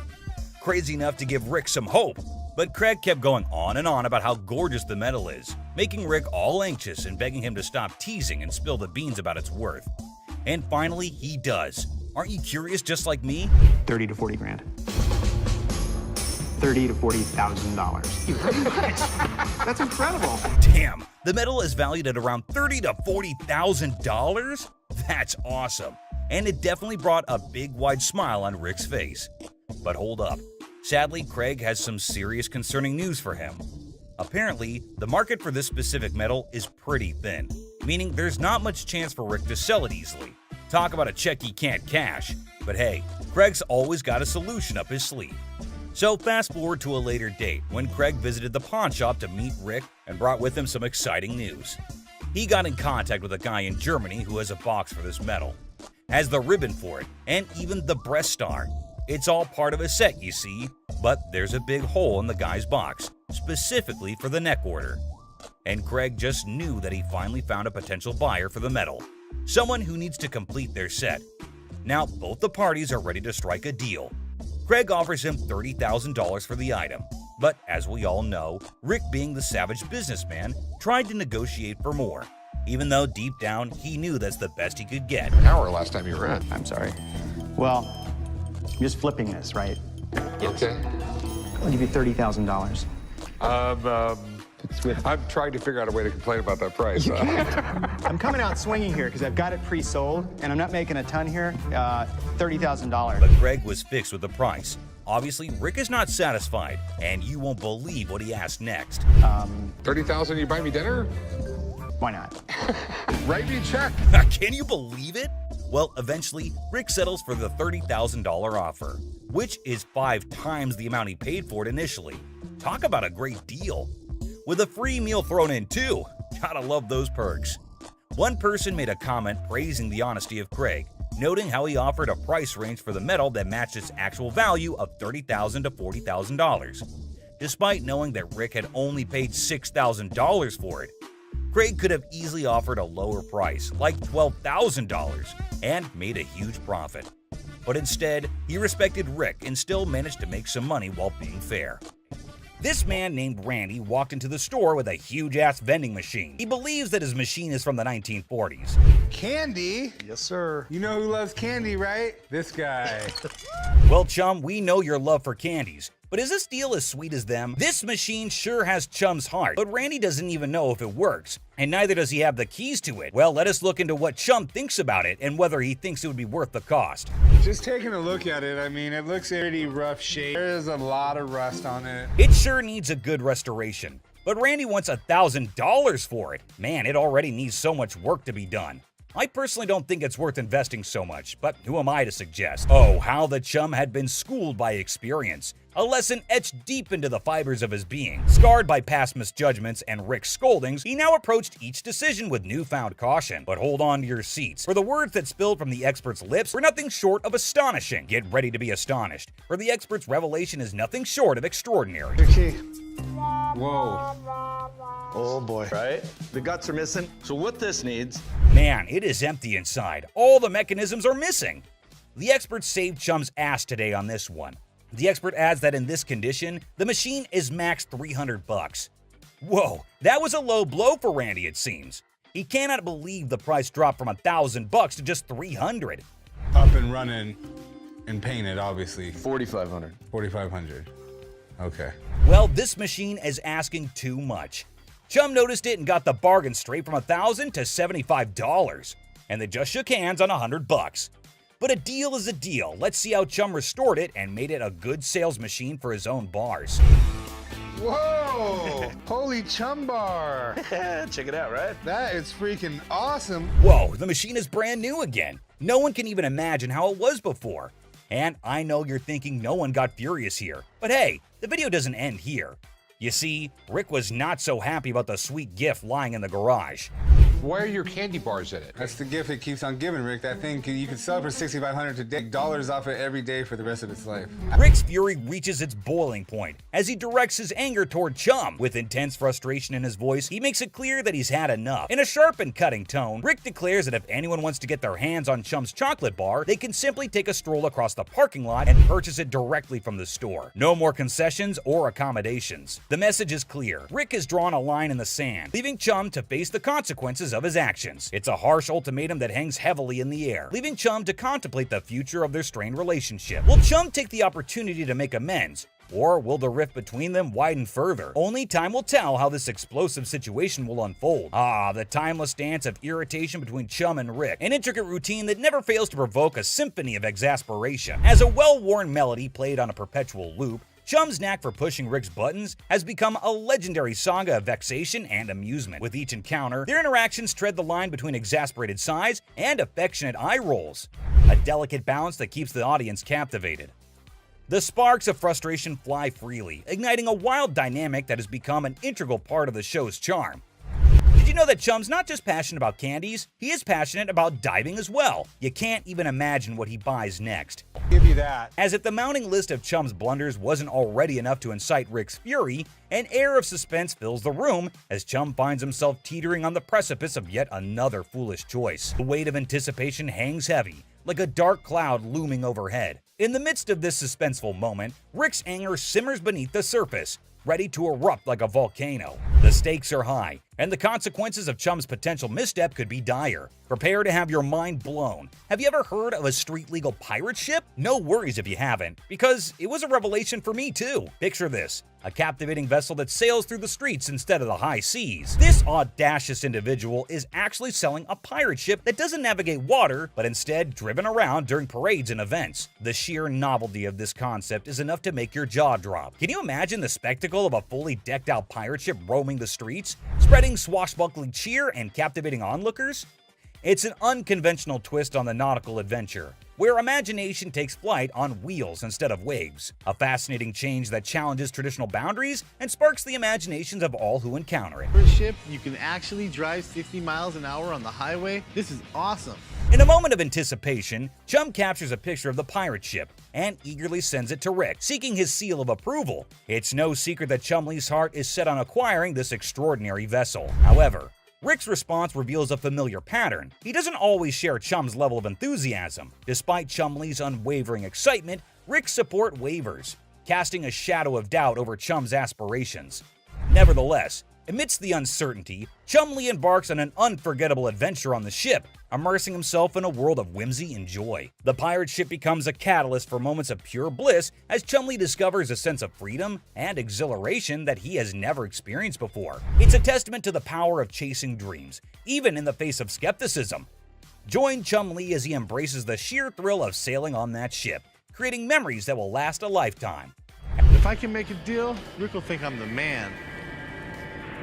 As the wind tousled Chumlee's hair and the weather played its part, a symphony of elements converged to enhance his adoration for the float even further. Each gust of wind whispered its approval as if urging him to embrace the exhilaration that danced in the air. The perfect weather conditions seemed to align, creating an enchanting atmosphere that heightened his connection with the pirate ship. With every passing moment, Chumlee's affection for the vessel grew as if it were infused with magical essence. In the midst of it all, Chumlee savored the joy and freedom that enveloped him, cherishing the sensation of pure bliss as he sailed through the streets on the ship that had captured his heart. As Chumlee eagerly awaits Rick's response, hoping for validation and support, his heart sinks when he reads the crushing words that appear on his screen. Rick's text delivers a blow that pierces Chumlee's enthusiasm, leaving his spirit wounded and his dreams deflated. The message, like a dagger to the heart, shatters the joy and optimism Chumlee had been clinging to. The heartbreaking reality sets in as he realizes that Rick's words don't align with his own deep-rooted passion for the pirate ship. It's a moment of profound disappointment as Chumlee grapples with the stark contrast between his own excitement and Rick's lack of endorsement. Emotions swirl within him, hurt, confusion, and a tinge of resentment. I'm sure he's not going to buy it. He doesn't have any money on him. But he's an idiot. Amidst the tangled web of desires and concerns, Corey possesses a keen understanding of Chumlee's nature. He recognizes that once the request to abstain is made, Chumlee is unlikely to proceed with the purchase. In this aspect, Rick's fears find resonance in Corey's assessment. The rational part of their minds acknowledges the validity of Rick's concerns. Even if Chumlee were to succumb to impulsive desires and make a foolish decision, the stark truth remains. The price of the pirate ship far surpasses his financial means. It looms above his allowance like an insurmountable hurdle, a barrier that cannot be breached without dire consequences. The clash between longing and practicality creates a dilemma that Chumlee must confront head-on. Will he heed the warnings and let go of the unattainable dream? Or will he risk it all in pursuit of his heart's desire? The outcome hangs precariously in the balance, as Chumlee grapples with the weight of responsibility and the allure of the forbidden. The owner wanted $250,000 for it. Man, that is a little too much. The last bargain he could agree on was $190,000, man. That is still so much money. Chumlee was so sure that Rick would want to get it, until he checks his phone. Do not buy the float. That was Rick, my boss. The man had been driving Chumlee around all of the efforts and explaining it. And all for what, man? Just to get rejected on a text message? Whatever. Oh, sorry, man. Man, I really feel so bad for Chumlee. Everyone gives an attitude to my boy here, and he just takes it all. Well, enough of Chumlee. Sometimes even Rick makes a mistake, and the great Harrison is not at all happy about this one. A captivating scene unfolds as Bill strides into the store, his presence immediately catching the attention of the Pawn Stars crew. In his possession, he carries a Wells Fargo Strongbox, an intriguing artifact that exudes a sense of mystery and historical significance. As if that weren't enough, he adds to the spectacle by unveiling antique balls and chains, further piquing the curiosity of everyone present. Bill, confident in his offering, sets the price at a hefty $2,000.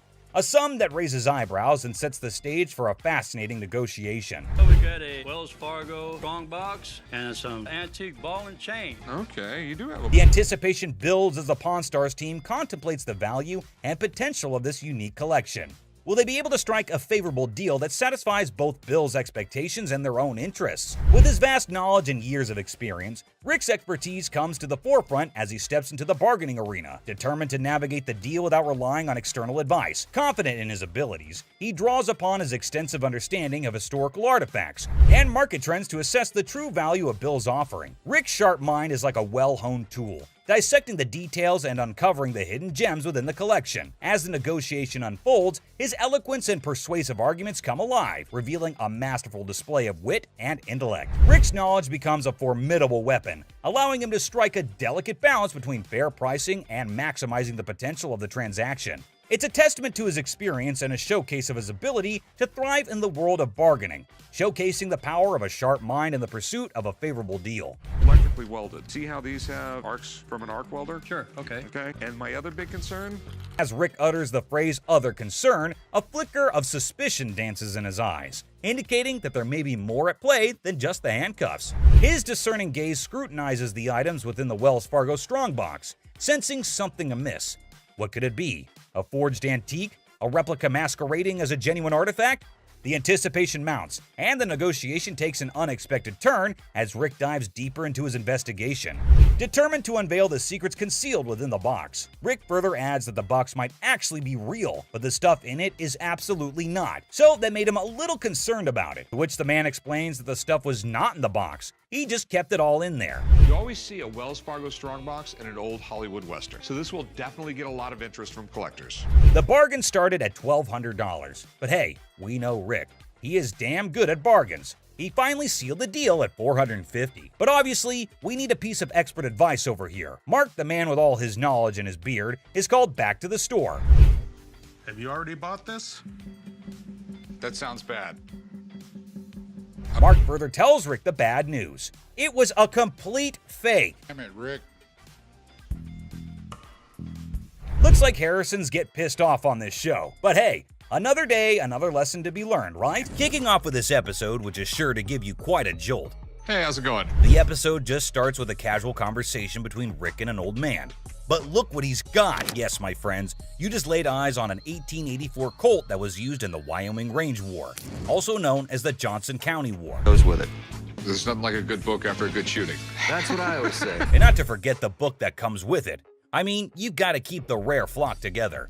Rick, as usual, begins his quiz, asked a whole lot of questions before investing his money into something that a normal person would have bought in a heartbeat. So how exactly did you get the gun? My father got this from the great-great-granddaughter of Fred Koch. Are these many questions ever asked while I go to sell something antique? Maybe. How would I know? I've just gone to the shops to buy something, never to sell anything. But wait, it seems like he practiced it the whole night, answered all the questions like a pro. That man did better than the rest of us would do in our lives. Tough college times. Wait, what did my eyes just witness? Rick narrating the whole Wyoming Range War story. Basically, large cattle barons feuding with really small cattle ranchers. The small guys were stealing cattle. It felt like a whole history lesson to me. I must say, Rick does have some insane knowledge about antiques. The way he narrated the whole thing was nothing less than an informative history class. Not gonna lie. Moving further, we see Rick's intelligence as he checked all the details provided on the document just like a professional would. It's got 45 caliber. This is a 45 caliber. It's a 5.5-inch barrel. That's a 5.5-inch barrel. This line,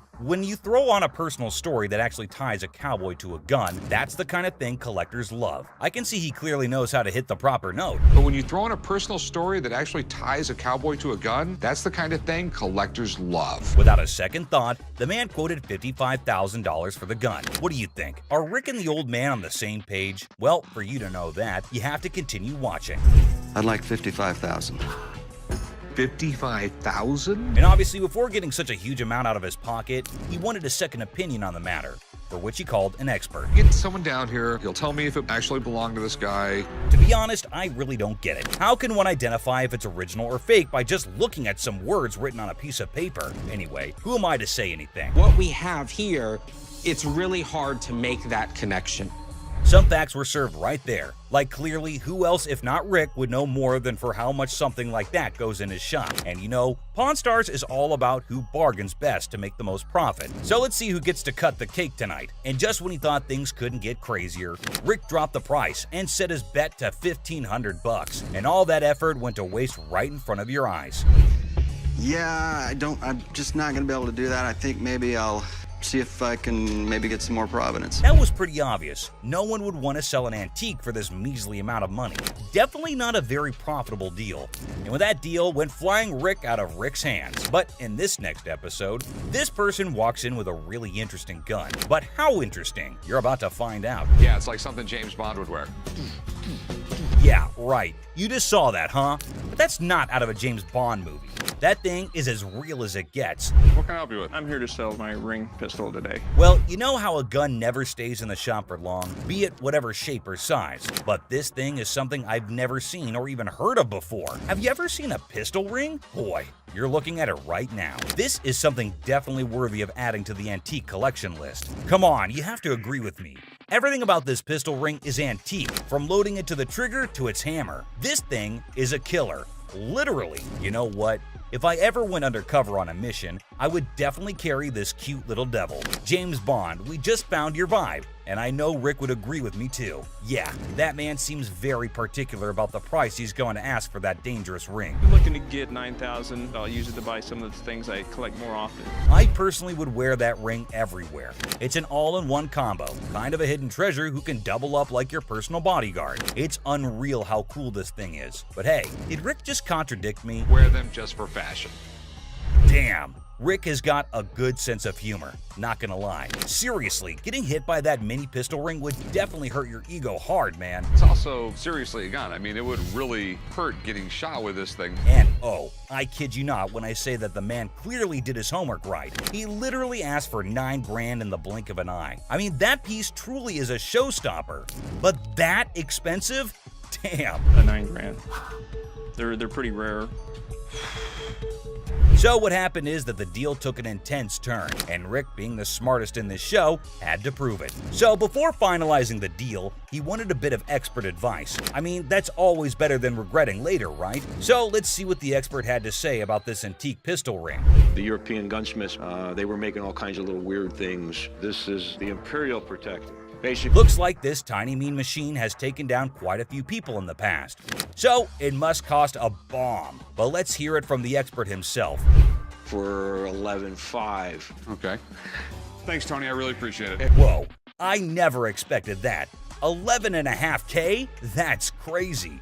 And just look at the size of that thing. That thing is golden for sure. But as you know, Rick plays by his own rules. And I'm curious to know what he has to offer. I'll give you $3,000 for it.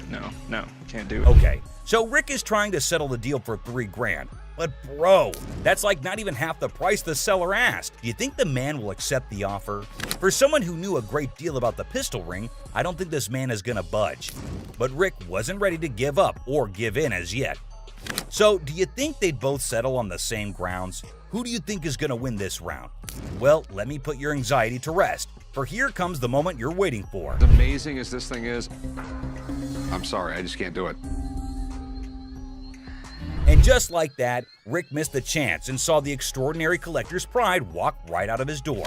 But what happened in this next episode is even crazier. Working with an instrument maker and got really, really interested with the harmonica. You know how music instruments can be great collectibles. In which case, what do you think about an ancient instrument that has an emotional connection to it? Does it help double up the price? Well, I don't know about you, but I have never seen a shining gold M. Hohner harmonica. We've all played a harmonica once in our lives. Right, we have. And we thought we were good at it. So for those of you who don't know who Matthias Hohner is, here's a quick history lesson for you. Hohner was a trained watchmaker born in Germany. and his company Mathhoner AG is the oldest and largest producer of harmonicas in the world. If you want to know more about this masterpiece, here's Rick for you.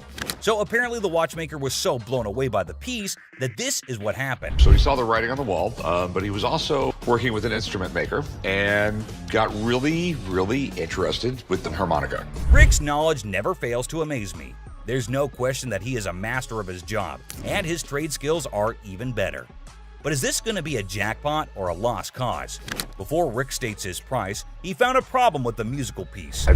We get in the ballpark. Okay, all right. It's plastic, and it's not in the greatest shape. I don't know, it's not too bad a shape. The cardboard's coming off. Oh no. That's going to majorly affect the price of this beautiful piece right here.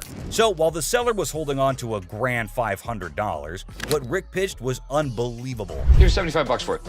It cost $75. Wow. I would feel humiliated if I was that harmonica right now. I mean, come on, man, it's not that bad. But what can I say? Rick knows better. And the seller wasn't ready to back up, and even had a genuine reason for it. $1 to fill my truck up with gas right now. I can't take 75. I find the man reasonable. The least you can do is compensate his gas. But as you know, there are no emotions involved in business. Rick's not taken aback by anything, and sticks with his price, but he failed to grab the deal. I think he wouldn't mind much though, because the harmonica was plastic, and it was also peeling off in some places. So sadly, the seller needed to go back home with the broken instrument, and he couldn't even make enough money for gas anyway. Next up, we got this interesting thing that you'd never expect at a pawn shop. The guy just pulled in the parking lot with a boat he wants to sell. So Chum and I... Yes, it's a freaking boat! What you're looking at is a 1958 Sea Flight Glastron, and this is no common sight, y'all. Rick and Chum came to take a look at the huge and fascinating boat, and it looks like they already like what they're looking at. 57 Chevy, didn't they? Sure did. Is it a convertible? And how could something start without Chumley's irrelevant questions, right?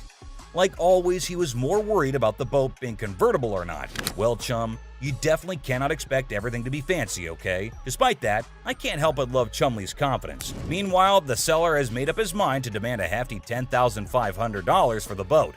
Let's hope he can make just as much from the master of negotiation. And this time, the item in question was a timeless beauty, created in 1958, standing tall, defying the effects of time. Whoever maintained it surely did it with the utmost care and dedication. Great work right there, but I think someone is already getting busy coming up with the numbers. It looks just like the 57 Chevy I got for the old man's birthday.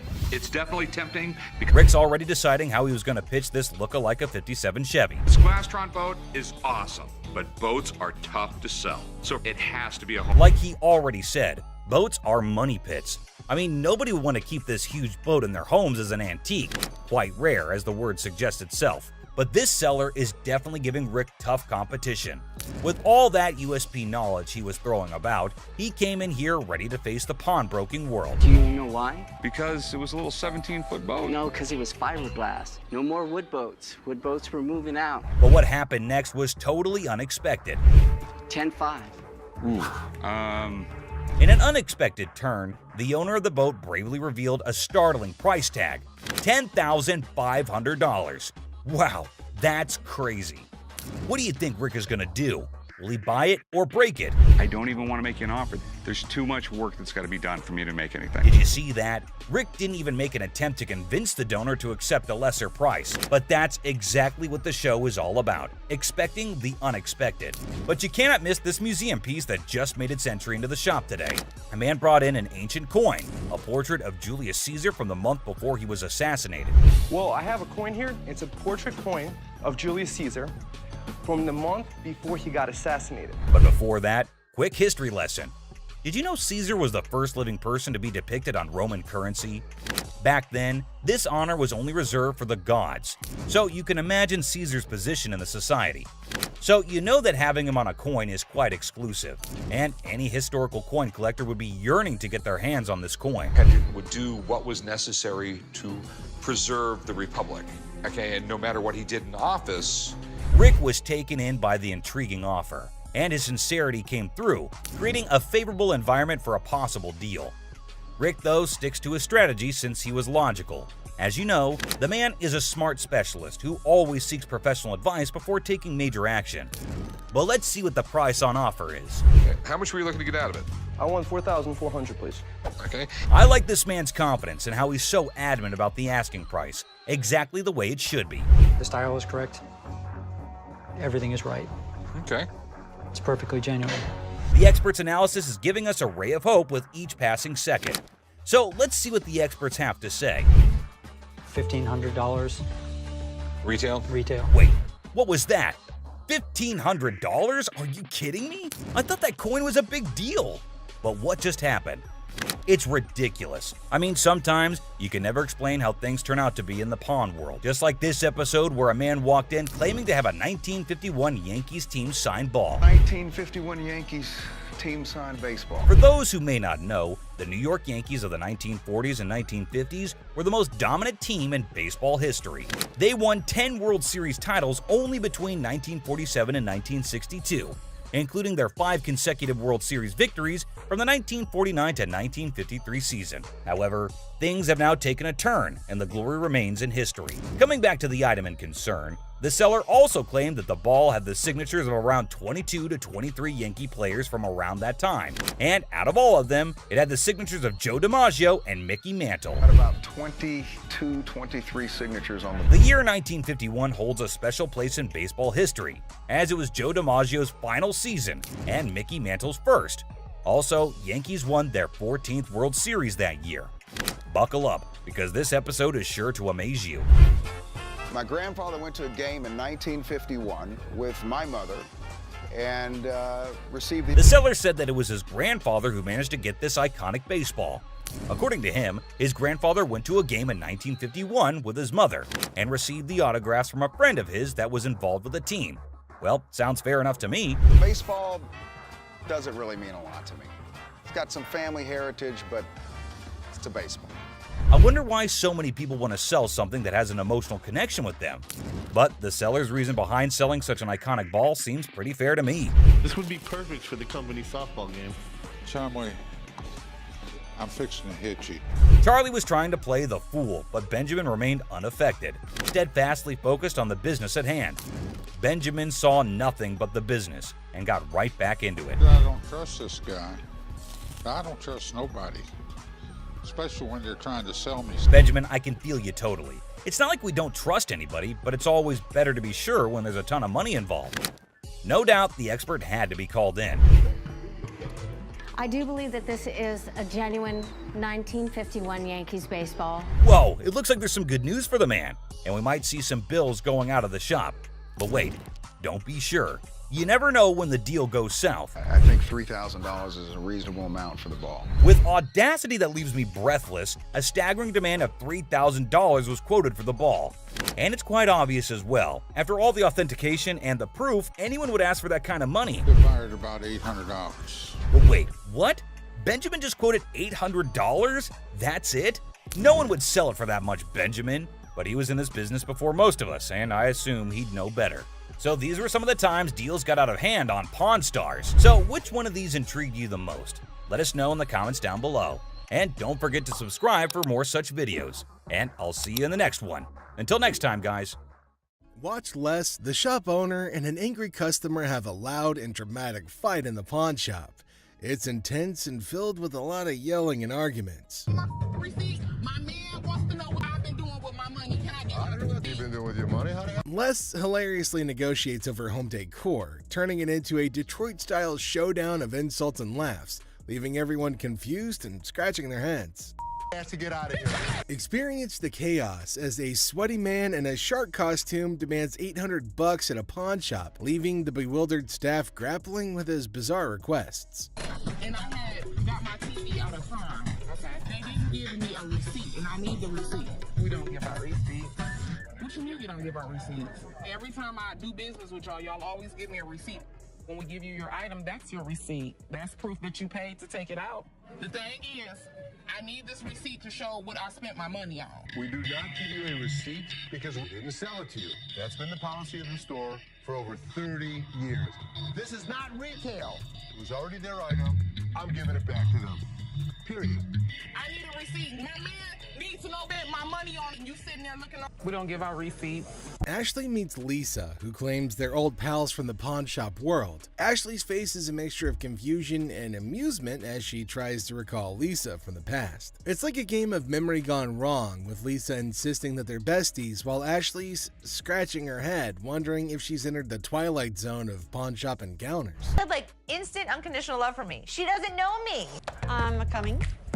Lisa's affection for Ashley kicks into overdrive, leaving poor Ashley feeling like she's in an episode of a pawn shop soap opera. Lisa's suggestion of exchanging numbers adds a sprinkle of awkwardness to the mix, like a sitcom scene gone awry. I do like you.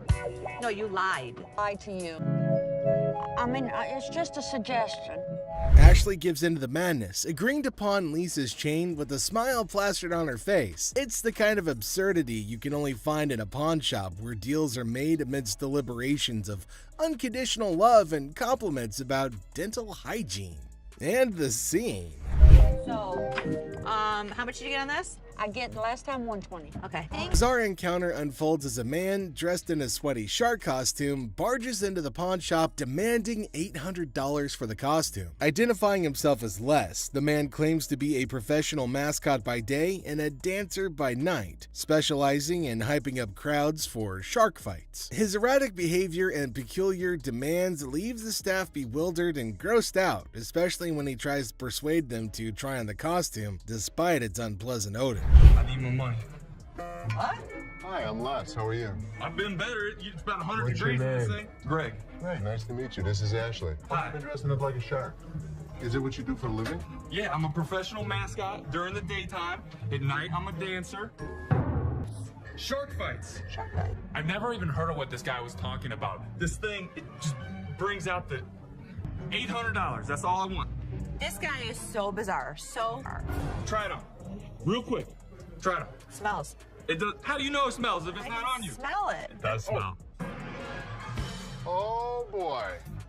Les persists in his demands, insisting that the costume is unique and irreplaceable, despite comparisons to generic Halloween costumes. To demonstrate its allure, he persuades an employee named Rick to try it on, claiming that it'll make him feel empowered. But then something strange happens. Another worker interrupts, reminding Les of an earlier deal and pushing him to speak with his father. The customer becomes more hostile and threatens the crew with horrific imagery as tensions rise. No, you can't get this in a Halloween. Does this look like a Halloween costume? There's only one of these in the whole world. $800. Hold on, you're missing something, dude.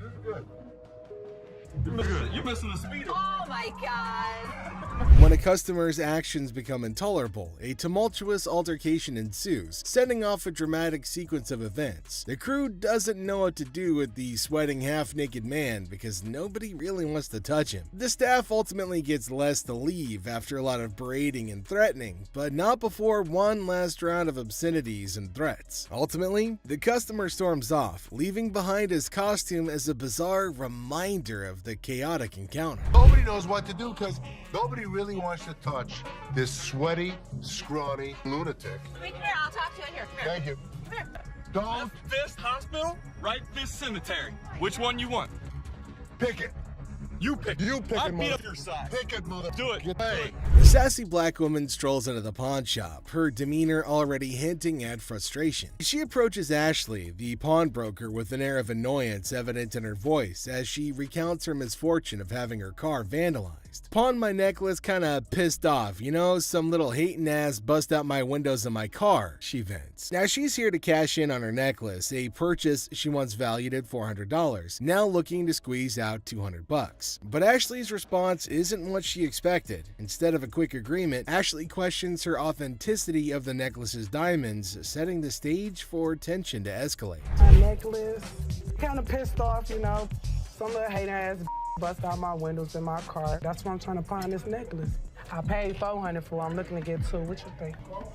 Why you say that? I just said, So when you bought this, what were you told that it was? Diamonds. They're not. Them real diamonds, boo. I just told y'all to piss up. And you telling me that you ain't gonna give me $200? The customer's irritation boils over as Ashley challenges the necklace's legitimacy. First of all, you're coming in here with an attitude, Ashley asserts, further provoking the already incensed customer. The situation teeters on the edge as the customer warns of repercussions from her youngins in the neighborhood. But just as tempers flare, the security guard intervenes, attempting to defuse the escalating confrontation. However, the customer's retort claiming the diamonds are breathing only adds fuel to the fire, exacerbating the friction between her and Ashley. Okay, first of all, you're coming in here with an attitude. I don't get. Well, I'm not interested in this. If you keep playing with me, I'm gonna get real mad. This is a recession. Hey, I need the mother money, all right? Is you gonna give me the money or not? I got some young that come in the hood, tear it up. What are you gonna do? Is that the security guard? Let me explain to you something. This is fake. Don't you see? The diamonds is breathing. The diamonds are breathing? The diamonds is breathing. Are you serious? As tensions peak, the customer's threats and insults intensify. "Get out of here, you ain't gonna give me my necklace," she snarls, her anger palpable. The situation spirals out of control as she lunges towards Ashley, prompting the security guard to step in decisively. With firm hands, he escorts the irate customer out of the store, her voice echoing her fury even as she's forcibly removed. The scene ends with a chaotic crescendo, leaving Ashley to exhale a sigh of relief as the door slams shut behind the departing customer, bringing an end to the tumultuous encounter. Get out of here. You ain't gonna give me my necklace? Here you go. You ain't. Don't touch me. Oh, I'll catch you outside, you dirt. No, you better not touch my nigga. I'll beat your tall, gumpy ass up. I shoot her ass up. Les gets a visit from a guy claiming he's on a mission from his wife to find furniture. A husband sent on a quest for home decor by his better half sounds like a scene from a comedy. Now, Les is prepared to negotiate, but as soon as they begin looking through the goods, things get hilarious. Well, here's the deal. I just moved from New Jersey. My wife and I. We just bought a house, and she sent me here. She said, see what you can pick up. Perfect. Let's find some. You gonna clean all that up before I buy it? That's why it's so inexpensive, right? Really? Yeah. I gotta tell you, man. We have used furniture that's used. That's why it's $397.77. Really? Well, I only got $200. The customer isn't overly impressed with the couch's condition. Although he has a budget, he's unwilling to spend money on something that appears to have been through a muddy wrestler's match. The banter gets funnier as the customer tries to negotiate while Les defends the integrity of his used furniture. All right, man, let me try, man. I'll tell you what, my shoes are cleaner than this couch. Then don't buy it. Make me a deal. I got cash in my pocket, man. Wow, come on, man. $200. Come on. The customer's insults towards Les and his family turn things from funny to completely ridiculous. It resembles a farce gone wrong, with insults flying more quickly than a tennis match. Les, ever the professional, maintains his position, but the level of absurdity is escalated by the customer's attitude. This is not the way we operate in New Jersey. What kind of operation you guys going on, man? I bet you're not here far. This was actually my couch. We had to reupholster and I gave it to Ashley. Is that right? Yeah. Is that your daughter? That's my daughter. She must be nasty, too. What did you just say? Don't make my... Come on, man. This is how we do it in the deep. Yeah. The customer's rudeness hits a peak, and Les puts his foot down, Detroit style. It's a showdown worthy of a Wild West movie, complete with threats and a swift exit. The customer's departure leaves everyone scratching their heads, wondering what had just happened in the wild world of pawn shop negotiations. I got $200. Yes, sir. I'll go someplace else. That's the dirty D right there, baby. Where'd he go? I think he went back to New Jersey, sir. In this wild pawn shop showdown, a woman marches in ring in hand like she's about to solve the mysteries of the universe. While she's trying to pay her past due rent, her diamond ring steals the show. Like a souffle in the microwave, the tension increases with every second that goes by. A heated discussion regarding the truthfulness of the ring is started when the pawnbroker examines it with some suspicion. The woman demands $200 like she's negotiating world peace, but the pawnbroker's offer of $80 sends her into orbit faster than a rocket with a grudge. And the air crackles with sass and disbelief, leaving everybody wondering if this ring is ever going to find its way home. Yes, ma'am. I was coming to pawn my ring because I have to pay my rent. It was due a couple weeks ago. Oh, okay.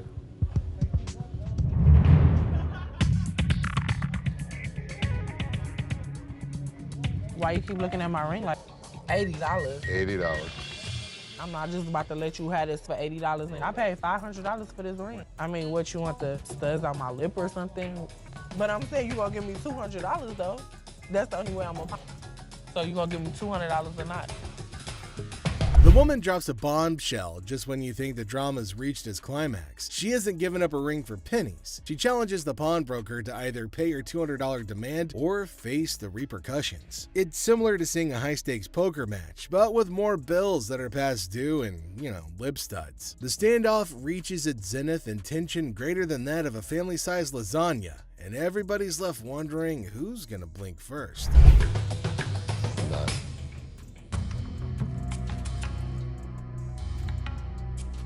As the dust settles, the woman's exit is as dramatic as her entrance. With a final flourish, she declares her terms and storms out like a diva exiting stage left. The pawnbroker's left scratching his head, wondering what just hit him, while the security staff's probably updating their resumes after narrowly avoiding a showdown. Man, what the?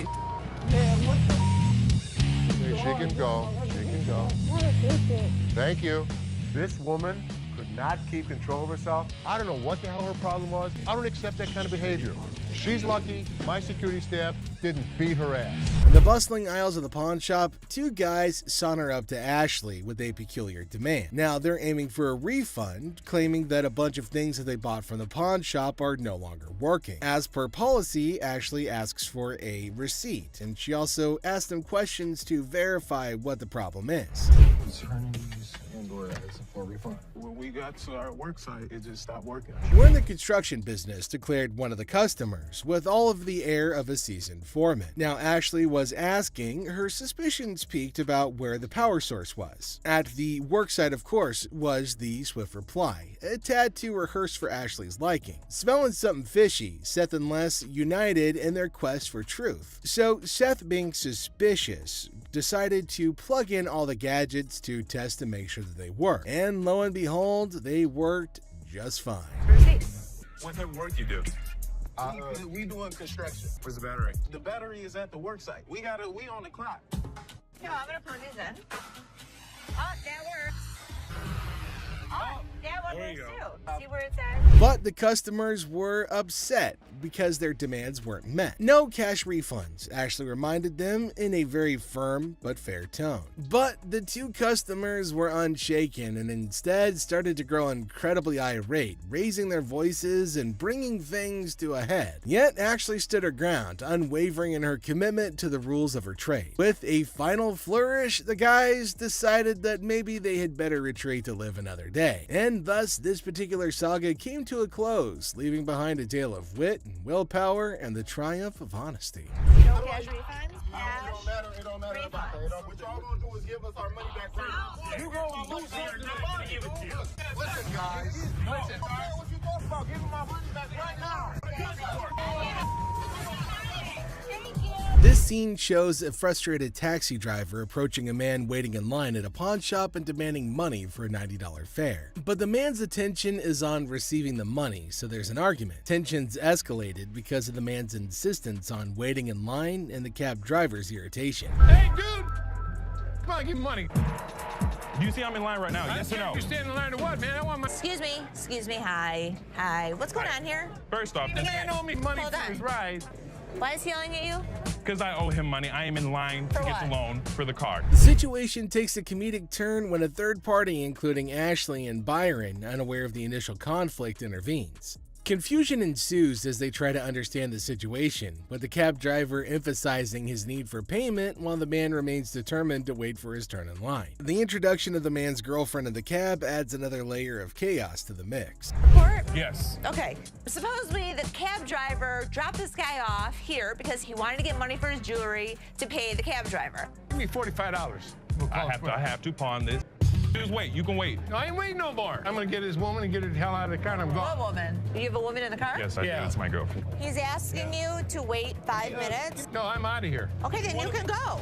I'm gone. Okay, go. The cab driver chooses to take matters into his own hands as tensions escalate and violently extracts the man's girlfriend from the car. The man objects, and things quickly get out of hand, with the cab driver and the man at odds about taking the woman out. The taxi driver is demanding that the woman get out of his car, which makes the whole situation even more ridiculous. All right, come on, get out of my car. No. Come on, get out. Get out now. The next thing I know, the cab driver is pulling this girl out of the cab. Hey, get your hands off. Get your hands. Hey, Get out now. Hey, Get your hands off. Get your hands off. Don't touch it. her. Don't touch it. Don't touch her. Don't touch it. Get out of my Don't car. touch it. The conflict reaches its peak when the man's frustration boils over, and he threatens to drop the cab driver like it used rubber. Eventually, cooler heads prevail, and the man offers a solution. The cab driver can recover his fare and avoid more conflict by having another cab call. There's never a dull day at the pawn shop, to be sure. I told you I was going to pay for it. Yes or no? What are you going to do? You want me to drop you right here? I'll drop you like a used rubber. Sounds Get in real your good. car and go. Yeah? You really Get, want- get better in stay your there. car. You know what? I have the best idea. I will call you a cab. He can be out his money because outta he's here. demanding it. The boyfriend got in the taxi driver's face. I don't blame him. You don't touch somebody like that. In this episode, we've got Les who's greeting a customer. Now, the customer is looking to sell a TV and asks how much Les is willing to offer. Les mentions that they typically sell similar TVs for under $250, which prompts the customer to express her desire for $500. Les naturally balks at the request, stating that he can't offer that much. But the customer then starts negotiating, asking what she needs to do to get the $500 that she wants. Hi, I'm Les. Nice to meet you. Sure. I'm looking to get rid of this. How much did you want for the TV? I want $500 for it. That's what I was thinking. We actually sell them for under 250 bucks. Okay. So I could give you 100. 100? 100. I need $500. And I wish I could give you 500. What do I gotta do to get you to give me $500? In a comedic turn, the customer suggests her breasts as a bargaining chip, asking if they're worth $500 to Les. Les, to his credit, responds with a little bit of a bemused expression, indicating that, sorry lady, they're not. The customer confidently asserts that her breasts are valued at $7,500, but Les remains unimpressed. He remarks on her attempt to negotiate with her boobs and expresses disbelief at her strategy. The customer, undeterred, insists that she never played dumb before provocatively suggesting that she's all there by flashing her breasts. Are these worth $500 to you? Not really. No, these aren't worth $500. Really? There's $7,500 for these, okay? $7,500. I want some. He was one of those people that tried to negotiate. What can I say? Les maintains his professionalism, refusing to be swayed by the customer's unconventional tactics. He humorously remarks that anybody who flashes their breast in a store must be all there, to which the customer confidently agrees. However, Les ultimately declines her offer, suggesting that she go elsewhere. Oh, I am all That's there. what I just said, and I could see. All there. You were all there twice. Thank you. Forget it. Thank you very much. In the chaotic morning hustle of the pawn shop, Les notices a shady character browsing through merchandise with dubious intentions. Approaching him, Les demands an explanation, only to be met with a flimsy excuse about being kicked out of his mom's place. The guy then tries to pawn items off as coming from his mom's basement, but Les sees right through the charade. Now tension rises as insults fly, setting the stage for a showdown between Les and the would-be thief. First thing in the morning, I see a guy walking around the store pulling off my shelves. What the hell's going on? Hey, man. I need some money. I got kicked out. My mama kicked me out last night. My mom's basement. Tell me where you really got the vacuum. My mom's basement, man. Where do you think I got it from, fool? I'm sorry, what'd you call me? A fool! What are you gonna do about it, bald-headed? What do you want me to do? What are you gonna do? What are you gonna do, buddy? Les throws the guy out of the store because he's tired of his antics. But when the man won't go, Les has to call in reinforcements. Enter Byron, the burly bodyguard, who snatches the man and carries him expertly out the door. Byron manages the issue with the dexterity of a bulldozer making room, making for a show-worthy scene. Talking to bald-toothed, bald-headed mother. It's time to go. Oh, man. Get out of my store. You understand what I just said? But just as Byron is leading the guy outside, his pants decide that they'd rather pull around his ankles, exposing a little bit less than friendly underwear. But that's just the icing on this whole dumpster fire of a day. As Les sees the guy's humiliation happen, he can't help but laugh. And without warning, another day at the pawn shop comes to an end, leaving us all to wonder what mischievous adventures lie ahead in this crazy world of wheeling and dealing. Do it. Keep walking, buddy. You start stealing stuff from my store, it's time for your ass to be thrown out. Stand up. And what an ass that. The scene starts with Ashley getting a bit annoyed, telling the customer not to test her patience. Now she's in a hurry and warns them to speed things up. Then the customer tries to copy Ashley by snapping their fingers, but Ashley quickly shuts it down. She acknowledges the imitation, but firmly puts them in their place with a clever comeback. Even though they're joking around, Ashley still shows that she's in charge and she's not going to be disrespected. Don't get me. I'm gonna get very, very angry right now. Okay. And if you can like hurry it up, then that's better. I can. Hurry it up. Okay, you ain't gotta snap the fingers, sweetheart. I was just imitating you. Okay, but you ain't gotta go that far. You behind here. Oh. Okay. I don't really have all day for this. You want 20? I want 40. Things escalate when Ashley catches the customer imitating her again. This time, she's not as amused. With a mix of annoyance and humor, Ashley tells her to knock it off. She's not playing around anymore. Finally, she wraps things up with a funny twist, saying goodbye with a playful fake travels instead of the usual safe travels. It's a perfect ending, showing Ashley's authority and humor all in one. Are you imitating me?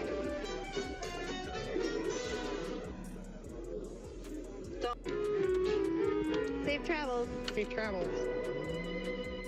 The customer, hopeful for a good deal, brings in an item to pawn. Despite his expectations, he's offered only $20, leading to frustration and disbelief. Yeah, man, I'm trying to see how much I can get for this. I'm trying to get at least $100 for it. I didn't at one point in time, but I won't be able to get that for it. So how much can you give me? $20? What the hell you mean? I'm more or less helpful than anything. Man, I'm gonna need more than $20 for this, man. Les throws the guy out of the store because he's tired of his antics. But when the man won't go, Les has to call reinforcements. Enter Byron, who snatches the man and carries him expertly out the door. What's your offer, Jay? 20, which is probably more than I would even offer him. I need my money. I understand. Need at least $100 for this. You paid $200 for that, I overheard? Yeah, I mean, really, you paid $200. I'll sell you like 4 of them. I need more than $20. Why is there more staff out here? And I see another irate customer in line. That's all I'm giving you. Period. Despite attempts by other staff members to calm the situation, the customer's anger continues to mount. Profanities fly as the customer remains dissatisfied with the offered amount. I'm the manager. Oh, you are the manager? I'm the manager. You're the manager? $20 for this. I've been waiting for an hour. Then yeah, take your out of here. How about 100? You can give me what the I'm gonna do with $20. Don't know. I need more than $20. I had to calm this situation down. Take your out of here. $20? What the I'm gonna do with $20? New manager arrives at the pawn shop, surprising the Gold family, and they introduce themselves and express their eagerness to help out. Now, despite initial confusion, the Golds agree to give them a chance and see how their first day goes. When I worked in sales at a bank, I was in charge of tailoring the products to the customer's wants. So I'd like to think that marketing is one of my strong suits. You like those? Like I said, they're durable, very inexpensive. What do you guys want to do? Did you want to purchase or put them in layaway today? Definitely. All right, I'm so excited. I got my first sale. So what do you think? I love it, but I'm not really sure how comfortable Ashley is about me coming in. You know, I'm really not worried about Ashley. Did you know about this? Good luck, Ash. Have fun, co-manager. The new manager showcases their sales skills, confident in their ability to tailor products to customers' needs. Despite their apparent enthusiasm, several family members question the comfort level and suitability for the position. Can you just go back to your area? Something you want to talk about, Ashley? No, everything's cool. You know, I'm just here to sell and make money for American Jewelry alone. Don't just go sell. We do it from 9 to 12. You'll never get what you paid for. You're probably right. Yeah, why don't I just move away? What is he doing? He's teaching her the business. Teaching her to take over? They're not going to get more than $1,500 anywhere else. I can guarantee that. Great. Wow. The new manager and this customer are currently negotiating prices over a deal. And while the new manager insists that the deal's a good one, tensions start to rise as the customer questions the offer. Meanwhile, the Golds observe the situation with uncertainty. A guy strolls in all casual, claiming he scored these concert mics from a crowd toss-up. Seth, in disbelief, questions the absurdity of magically finding zipped-up mics in a wild crowd.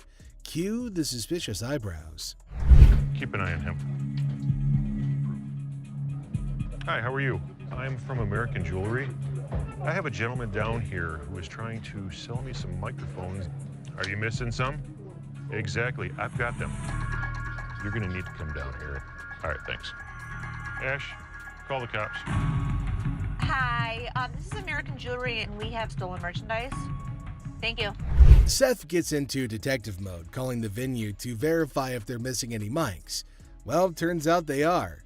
Cue the dramatic music and the plot thickens vibes. How much were you looking for? $100 a piece, if possible. How about 75 a piece? That works. Who the are these kids now? Are these his friends? So we're waiting for the police to come. Okay. They're leaving. No, man, you can't leave. The cops told us to hold you here. Why? I'm not the person that came up. We're all involved in the group. That's the way it works. Until we know what's going on, that's the way it's going to be. So if you want us to have a seat till the cops get here.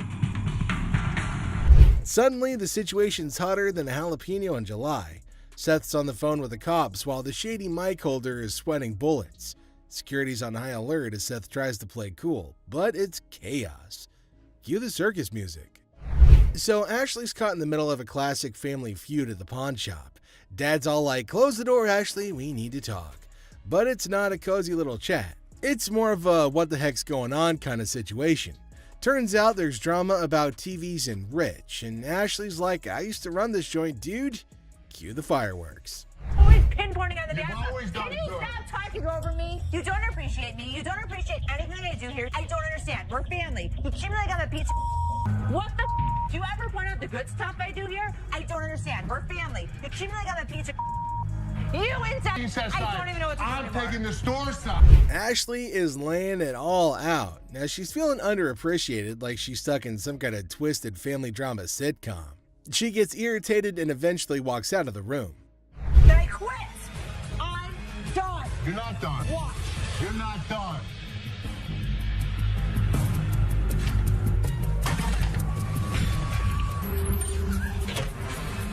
Ashley, one last time. If you walk out that door, don't ever come. What just happened? Ashley just quit. She walked out that door. She's not happy with the way we treat her. I cannot deal with it. I'm out. I don't care what he says to bring me back. I'm done. When you allow your emotions to run a business, it's the worst thing she could ever do. You're gonna lose. But if you thought that was it, there's another surprise twist as Ashley drops a bombshell openly declaring that she quits and that she's done, and then she pieces out, leaving everybody in shock. But Les is stuck scratching his head, wondering what the heck just happened. But Ashley has made up her mind. Emotions run wild and business gets a kick in the gut. Classic pawn shop drama. Get ready to chuckle as we witness an overenthusiastic customer diving headfirst into negotiations with Ashley over a watch. With all the finesse of a bull in a china shop, he throws out a laughable offer of just $75. Ashley, ever the comedic genius, bats it away with a playful smirk. But hold on to your hats, folks, because our customer isn't done yet. He dramatically ups the ante to a jaw-dropping $599 despite the watch being worth nowhere near that amount. Now, before you say something, now I'm gonna be honest with you. This right here, it's worth a lot of money. So this, I should get some change back. Hold on, wait a minute. This is worth, look at it. 2 and add 3 more zeros with it. 2,000, baby. Me out, and guess what? You gotta give me some change. Our intrepid negotiator isn't about to back down. With the confidence of a superhero, he insists that this watch is worth its weight in gold. Quite literally. He even flaunts a fat stack of cash, convinced that he's about to seal the deal. But Ashley, bless her heart, isn't buying it. She keeps a straight face as our customer sails further into the sea of absurdity, refusing to cave to his outlandish demands. Bill. Okay, and it's worth $2,000.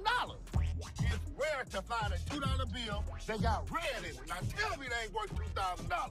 I'm about to go deaf right now. No more than that around your neck. You understand me? You little chunky, draw-looking person. Okay. Now hold on to your sides before they split, because things are about to get even funnier. As our customer cranks up the theatrics, Ashley's amusement hits an all-time high. With a twinkle in her eye, she gently reminds him that the watch isn't exactly a crown jewel. But our negotiator, bless his delusional heart, won't take no for an answer. Ashley keeps her cool, relishing every moment of this side-splitting showdown. Come on, $2 bill up. You know what? I'm gonna tell you something. Okay. You owe bologna sandwich. Y'all ain't got no money. Okay. Have a good day. Big Mouth is hungry. Real funny, man. Y'all be killing me. I'll pawn you. Matter of fact, that $2 bill, you gonna... And now the moment we've all been waiting for, the finale. Our customer's frustration approaches a boiling point, but Ashley, ever the queen of comedy, doesn't miss a beat. She continues to milk the situation for all it's worth, leaving our customer red-faced and defeated. And just like that, he storms off, leaving us in stitches as he hilariously fails his attempt at negotiation. Next up, we've got a furniture fiasco as a man discovers a one-of-a-kind table, only to have their excitement interrupted by another customer demanding that they vacate the throne. But the first customer's not moving. Get your ass over and shut up. Get off that bed. No, I ain't getting no. Get off that bed. What the you gonna do, baby? Who do you think you are to talk to me like Bro, that? if you let me, I'll be slapping that ass. You're talking to, mother. Back up. Take my ass out of here. Man, Really? You don't think so? you don't think so? Tensions skyrocket amidst the customer's verbal barrage, but fear not, for Ashley steps in, serving sass and shutting down the disrespectful discourse. Honestly, with Ashley, who needs a savior in sparkling armor? Here's the way it's gonna work. You don't disrespect my daughter in my store. Get the out of here. If this guy ever shows his face in this store again, we're gonna kick his ass. Gonna get your hands off Really? me, man. Really or what? We go You're back, man. disrespecting my daughter Go like back, that? Ultimately, Les has to step in and settle the score by enforcing the rule and ejecting the unruly patron. With one stern glance, Les sends the troublemaker packing, restoring peace and reminding everybody that disrespect isn't welcome in his kingdom. The scene kicks off with Grandma storming into the pawn shop, demanding her money back for a purse that she claims is fake. Now, she's not holding back, loudly insisting on a refund while the audience can't help but applaud her fiery entrance. You don't want to mess with a grandma on a mission, so she demands to restore her sense of humor before anything else happens. She insists on getting her money back, saying that the purse she purchased was just as phony as a $3 bill. You don't need a Ma'am, second. do you have the receipt? I didn't give you a second when I gave you my money. Ma'am, I'm trying not to really You took my money and I won't. Show me the receipt. I don't have a receipt. You sold me this purse. Baloney. So when did you buy it? I bought it a week ago. Les tries to maintain his cool amidst Grandma's escalating tantrum. Now he asks for the receipt, but Grandma didn't expect that curveball. Now she intensifies her demand for a refund, saying she isn't playing games with her hard-earned money, even without a receipt in hand. Now, Les's justifications aren't going to hold water with her. She wants her money, and she wants it now. From me. From you. This is tarnished. You know what that stands for?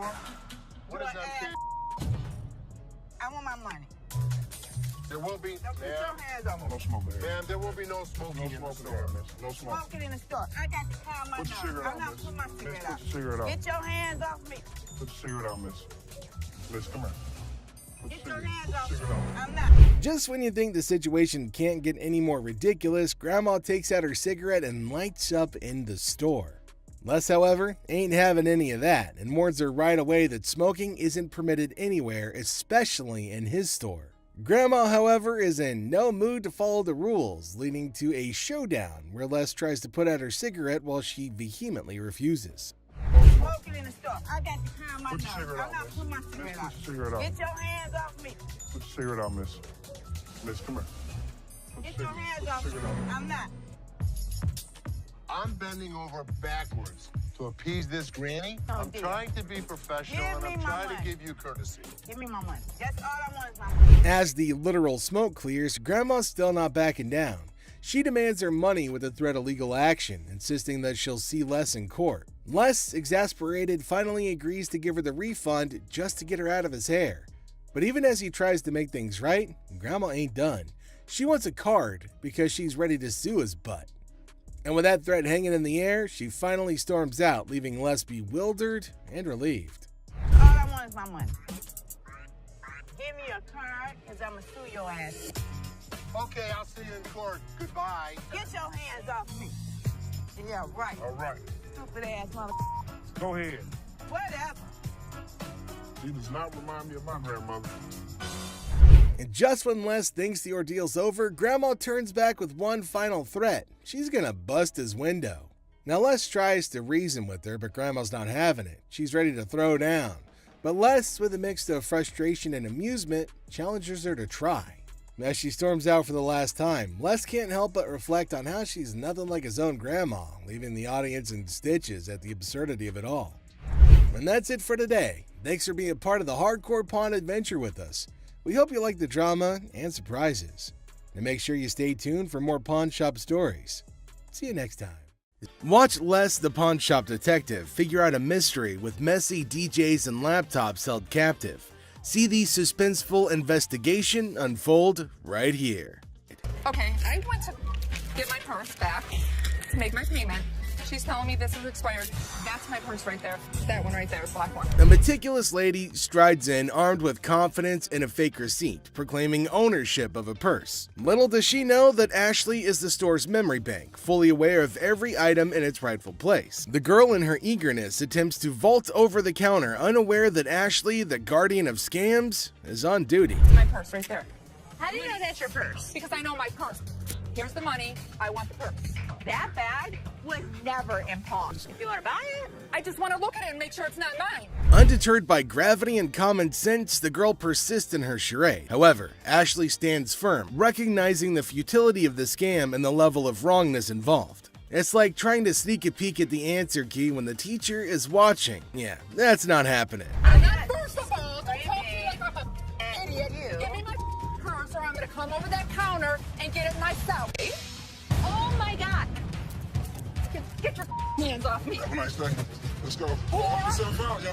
You. With a swift resolution to this failed escapade, the girl finds herself unceremoniously escorted out of the store. Lesson learned. Ashley's scam radar is always on, and jumping over counters won't get you far in this pawn-filled drama. Enter the family feud. Ashley drops the bomb on her brother Seth, calling him a hypocrite. But why? Well, he casually throws around $880 for a painting, while Ashley, according to her, can't even snag a deal for $30. Sibling dynamics at their finest. And does Ashley confront Seth about the apparent double standards? She probes into the intricacies of spending $880, questioning how bad it could be. Seth, in classic sibling fashion, argues that his purchases are all about resale value, a concept he conveniently forgets when it comes to I am not going to forget the situation anytime soon. Seth better watch his back. Things heat up as Ashley demands an apology. Seth takes a nosedive into being the ultimate a-hole, apologizing for an $880 buy. Oh no. Instead, he hits her with a sorry not sorry for her supposed attitude, topping it off with a charming label. Well, let's just say that it rhymes with witch. Sibling rivalry reaches a whole new level on this show.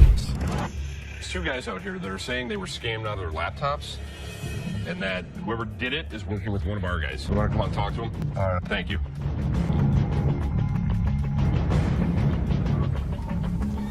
Who is it?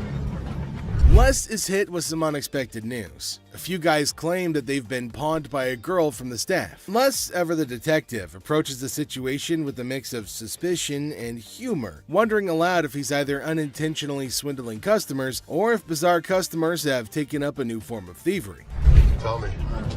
She pawned 2 of our laptops, and she told us she was gonna bring them out to the back. Some of it being, Okay, wait. You pawned something. yes, she had to take it to When did her you son. pawn it? Today. Today. She Okay. had to take it to her son. And the money? Yes. These two kids come in and talk about have some girl pawned 2 laptops. The plot thickens as 2 disheveled DJs step into the scene, laptops held hostage. The atmosphere turns somber as the weight of the situation sinks in. It's a strange occurrence that has everyone wearing expressions of confusion and concern. Les, with his seasoned cool, casually queries about the laptop's ownership, revealing they're registered under the mysterious girl's name. Split the money 3 ways, and one of my employees was gonna walk it out the back door. Either this is a new way for my employees to steal from me. To contact the owner because we want to. I am the owner. I'm just trying to switch the ticket so she can't have them. And it's in her name. No, that's why I wanted to know if I can't do it. The tension rises, but Les doesn't crack under pressure. Maturely handling the situation, he asserts that he needs the lowdown to work his magic and get those laptops back where they belong. It's a pawn shop mystery, and Les is the detective determined to unravel the peculiar case of laptops and loyalty. Tame a woman at the counter. Let's see what she's gonna come up with. Is she asking for free money? I think she might possibly be mad, though it is kind of funny that she's got enough courage to come up and ask for money without investing anything. Now, the lady at the counter frowned and asked her if she paid or not. Intriguingly, she hasn't paid anything, but she's still asking for money. And to make matters worse, she started shouting at her. Everyone around started looking at her, wondering what the hell was going on. Seth and Les get a little furious as everybody's just standing around trying to figure out what's going on. She started bullying her, but the lady tried to explain to her again that she misunderstood the agreement and they're not just gonna give her free cash. But this lady's just not listening to anybody. Well, Seth then enters, so who knows what's gonna happen next, the whole document or not, and she was not listening and constantly arguing and pointing to them as if they had done something wrong. Meanwhile, other women decided to intrude, and oh my god, it's gonna be funny. Looks like they've all decided to have a fight in the pawn shop. Wonder how that's all gonna end. And it looks like now see the other women get in and start shouting at her as everybody behind her was waiting for her to get out of the queue. So they started fighting, and now they're all having an immense fight. Everybody around is watching and laughing at them. Well, the guard had to go and break everything up. Well, at least they're all gonna get treated the same way, especially the one who created the mess. Pretty sure they're gonna hold him up and throw him out. And there they go, they're still shouting and fighting with each other as well. They were sent outside and they started beating on each other, holding each other by their hair. Man, they beat the crap out of each other, and people around them were just watching and waiting and having a curious but funny conversation about their nonsense. Talk about a hella cringe episode. It's Robert. Robert, nice to meet you. Nice to meet you, Dennis. Yeah, I got an item here. Might be interested in. Okay, so there's a guy coming into the pawn shop with something in his hand, maybe a poster. But what's it for? He came to Seth and the other man and showed them this poster. Now it feels like they're interested in it and there might be a handsome deal between them. Detroit Lions players had signed. Did you drag it in? So during the flood, I seen it down there, and that's when I pulled it out. She went down there and she supported these people, and while she was walking the picket line, she would gather signatures. You got Williams over here. That's what, Steve Farkas? This is the first time a guy actually brought in, and I just got on the picket line because I'm on strike right now myself. We've been on strike for almost 3 months now. $1,000. He started describing the poster that's mainly about the protest of people in history, and it's got lots of signs of well-known people and has got a lot of worth. He explained everything in one go and demanded a heavy amount for it as it was really valuable to him. Seth told him that it's got some stains on it, and it's no doubt the same poster of historical strike, which made it worthy, but for him it might make a lot of difference. Hate the condition of it. I understand, and I You gotta understand when it comes down to collectors, everything is about condition. Absolutely. And I'm sure if your dad saw this, jump on the heartbeat. Seth and the man explained that it's not about the worth that he's asking for in terms of thousands of dollars, but it's also about the condition of the poster, and it's not in a very good one. The man is continuously arguing that it's got signs all over it. If Les has seen it, that he'll definitely be surprised and definitely pay more than $1,000. Well, as for Les, he just came in. Sharper. They need to make an effort to close these deals quickly. Through my research in that, I seen personally that one just like this Minto, and he got $950 for it. Right, man. So if that was mint, why would you want $1,000 for this? He only had one signature. I have at least a dozen. But with this tear up here, Yeah, and the and condition it's in, the water stain on the bottom, it's just a hard thing to sell. Yeah, but even though it's in this condition, how many of it exist? Very rare. And it's uncertified. Right. You know. I'll sell for $5. Les judged the entire piece and told him that he's asking for too much, and later on they further described that it's torn from the top and the bottom, and it's also got damage and they can't pay more for it. But he still won't agree to pay for it. But he did say that he charged $500 off of the amount, but they couldn't reduce it any further. Value? Let's make a deal. $75? No way. Who's gonna buy it from you? I'll just put it back in my basement, let it collect dust. Offering you just $100 cash money right now wouldn't make a difference, you're saying? 200. Nobody in life is ever gonna offer you more than us. According to Seth, it's a historical and cool piece and might be a profitable deal for them. So he asked the man if they'll pay $750 for it. But the man was stunned and said that they're paying too little. He said that you should pay more, but Les is arguing that no one can pay you more than this. You change your mind, we'll honor the 100. Which would you prefer, 520s or a $100 bill? 520 seems like more, wouldn't it? 520s. What's to me? 520s right now. 100 hours. Take it or leave it. 520s. Got a deal. $100. Thank you. All right, man. Thank you. There's no question. It's a one-of-a-kind piece yet. It's a little bit of damage on it, but it's got a lot of autographs. I know we're going to make a profit. He asked for $200, but no, it's not going to be a good deal, and they told him to leave. The man in need got a severe shock and held up the poster thinking. Les again said that they can't pay more than $100, and after some time of quietness, they agreed to the deal. Finally, the happy deal was made.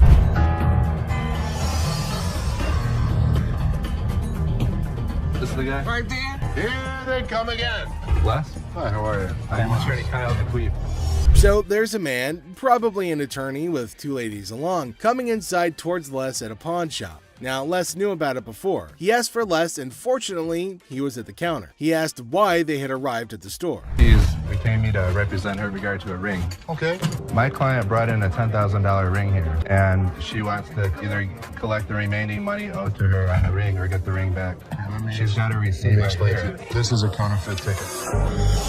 He said that he came here for the ring, which they bought from these ladies for $10,000, but they didn't pay and gave them the receipt. Now, he put up the receipt and showed it to Les and accused them of cheating and stealing from the women and taking their expensive ring. But Les was cool and controlled his anger. Whoever produced this ticket didn't understand this is the amount of numbers that are here.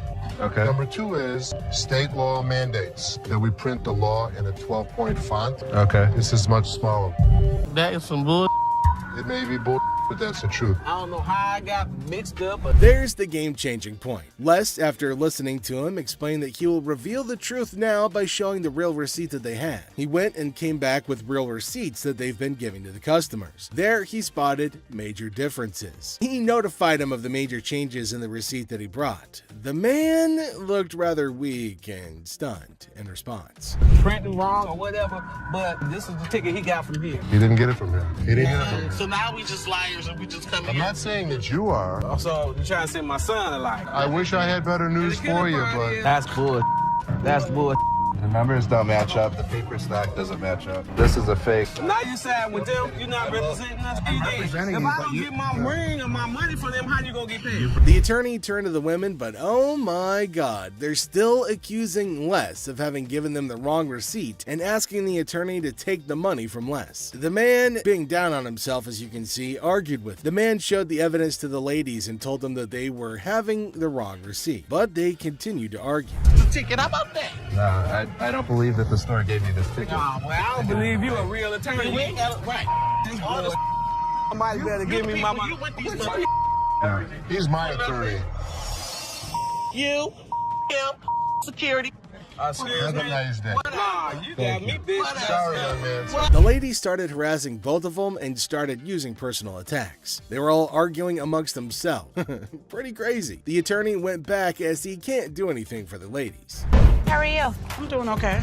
What can I help you with? Either trying to get a loan on it or you guys can buy it. Trying to sell it for maybe like $150. $50. Why is it $50? The certificate and everything is in there. And the bag costs actually way more than that. Well, if you can tell, it's actually stained Okay. all through here.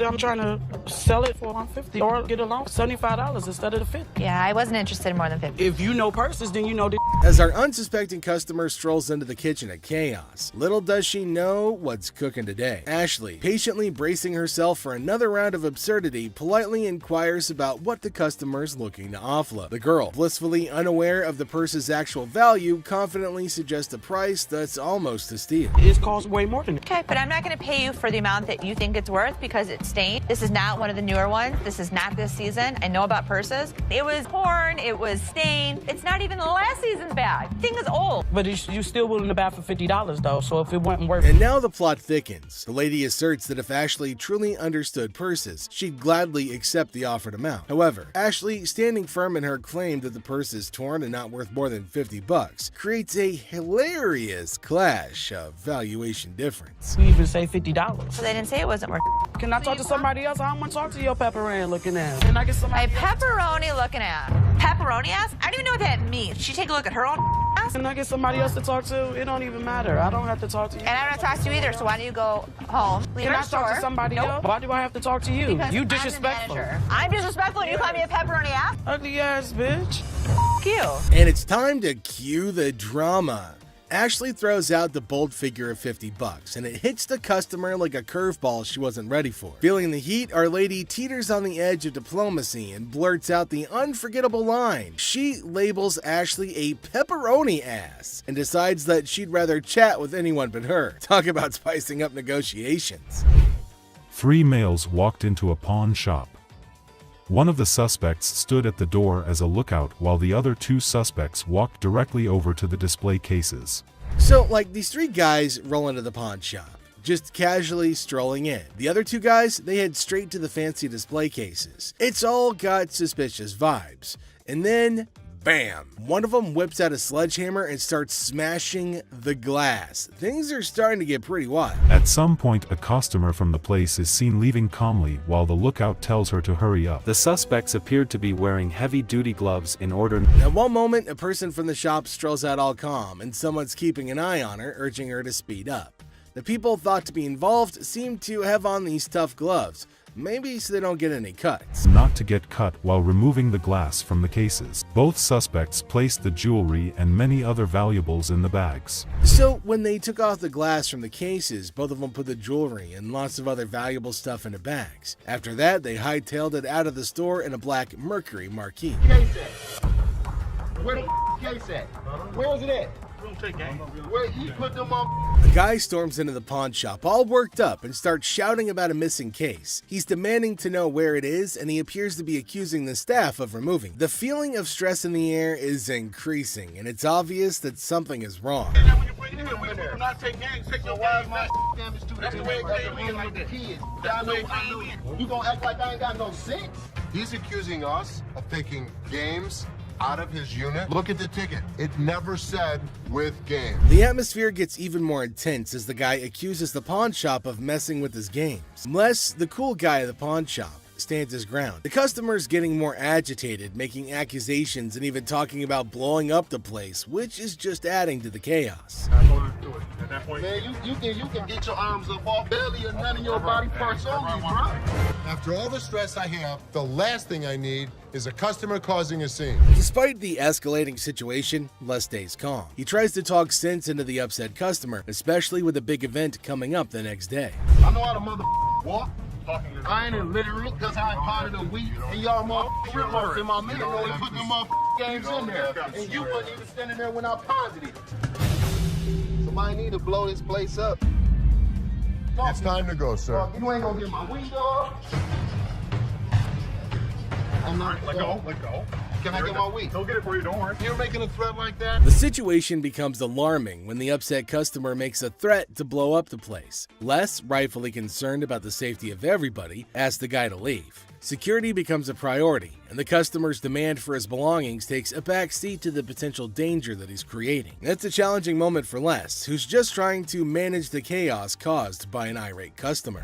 How's it going, man? What's going on, man? Everything good. How about you? I'm doing good. Good. What can I do for you? Let me at least like 400 for this watch right here. What can I do for you today? Can I get like 400 for this watch right here? It's worth $820. Les, chilling at the pawn shop, notices a guy walking in, watch in hand. Les, being friendly, asks how things are going. The guy, hopeful, wants $400 for his watch. Les, the cool pawn detective, calmly discusses the watch's worth, revealing it's valued at about $82. Come on, tell me the truth. What'd you really pay? Telling you the truth, man. Come on, give me four. Give me four for this watch, man. Come on, man. We deal in high-end watches. This was worthless. Nothing for us to deal with. Come on, give me like $450 for this watch. You're yelling at me.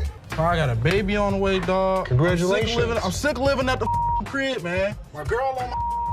The negotiation heat rises as the guy insists on $400, but Les suggests $7. The guy, pleading and sharing his life story about a baby on the way, asks for $400 again. Les stands firm, offering him the same price, which leads to a bit of yelling. The guy, feeling frustrated, calls the place bull ass and expresses his discontent. You want $10? I want to do it $10. I have no idea. Go to Coney Island. Give me Coney Island $10. is good. Coney Island on $10. Got a baby on ready to go do this to me, dog. What you looking like a crazy fool? The tension escalates and the guy feels disrespected, using strong words and even threatening Les. Les, staying cool, suggests maybe he should have been given $400, hinting at a broken lamp that needs payment. The situation gets intense, with the guy considering if he should have taken the deal. Cash for this watch, man. 400? I'm sorry. This is a bullshit ass place, man. This whole ass place, dog. Excuse me. You call it what? You calling a bitch? You? I'll knock you the out. You don't know who you talking to. Tell me. Dog, don't touch me, homie, dog. Touch me, dude. Then maybe he would have been able to pay me for the lamp that he broke. Yo, I'm off with you, dog. The guy, still upset, leaves the shop, but not without some fiery words. Les reflects on the encounter, realizing maybe he should have given $400 to avoid the chaos. The drama ends, leaving behind a mix of emotions and a used watch. Life at the pawn shop remains unpredictable and full of surprises. How you doing today? Hey, pretty good. How are you? Real good, thanks. I'm Les. That's Randall. How are you? Randall, oh, you got a hell of a grip. Wow. What the hell is it? Call it a ring. Okay. I didn't think it was a bus. How'd you get it? I just got it. This guy smelled like a brewery. Okay. How much did you want? I'd like $500 for it. Why? Why? Because I need it. Yeah, I got get 2 DUIs. A person walks into the pawn shop, catching Les's attention. Things start getting interesting right away. The person wants $500 for a ring and shows it to Les. Les, being curious, asks where the ring came from and why they want to sell it. The person gets really mad when Les asks questions. The intensity in the air rises as the person angrily explains why they're selling the ring. Les stays calm, making it a surprising and dramatic moment in the pawn shop. Well, if it was gold, I'd give you more than $500, but it's not real. I know it's worth $500 and you're gonna give me $500. Well, actually, if this was gold, but it was brass, it had no value. I understand. You have court issues. The problem is, I need $500 for it. I'm sure you do. Man, I don't know why you do. As the conversation continues, Les drops a bombshell. He tells the person that if the ring were real gold, he'd offer a whopping $2,500. Feeling a glimmer of hope, the customer suggests, just give me the $2,500 then. Expectantly awaiting a positive response, Les, with a touch of humor, reveals the harsh reality. He explains that the ring is fake, not even worth $500, and he won't pay that much for a counterfeit ring. You gotta give me something for it. I can't give it to you. I'm sorry. Give it to me anyway. Man, you can give me something for it. No, you give me something Just don't for beat it. on the glass. This guy was drunk. You give me that ring back. Give me that. It's the. Ow, I ain't going nowhere. Man, get away from me. Get out of here! I go, You man?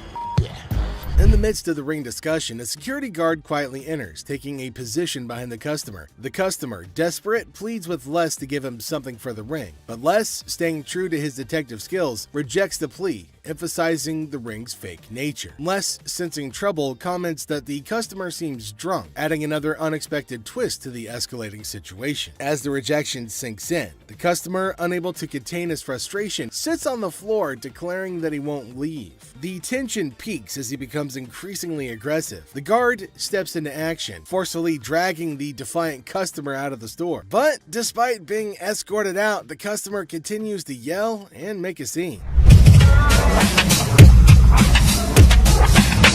Oh boy. I see you sweating. Yeah. Must be hot outside. No, I was doing karate outside. You're doing karate? And judo. I'm Bruce Lee's sister. Really? Yeah. As the door jingles, a woman strolls into the pawn shop rocking winter clothes in the summer heat. Now she's chatting with Les, teasing him about the sweltering weather. She even claims to be a martial arts pro, throwing around Bruce Lee's name. The banter kicks off with a request for a karate move demonstration. She said she was Bruce Lee's sister.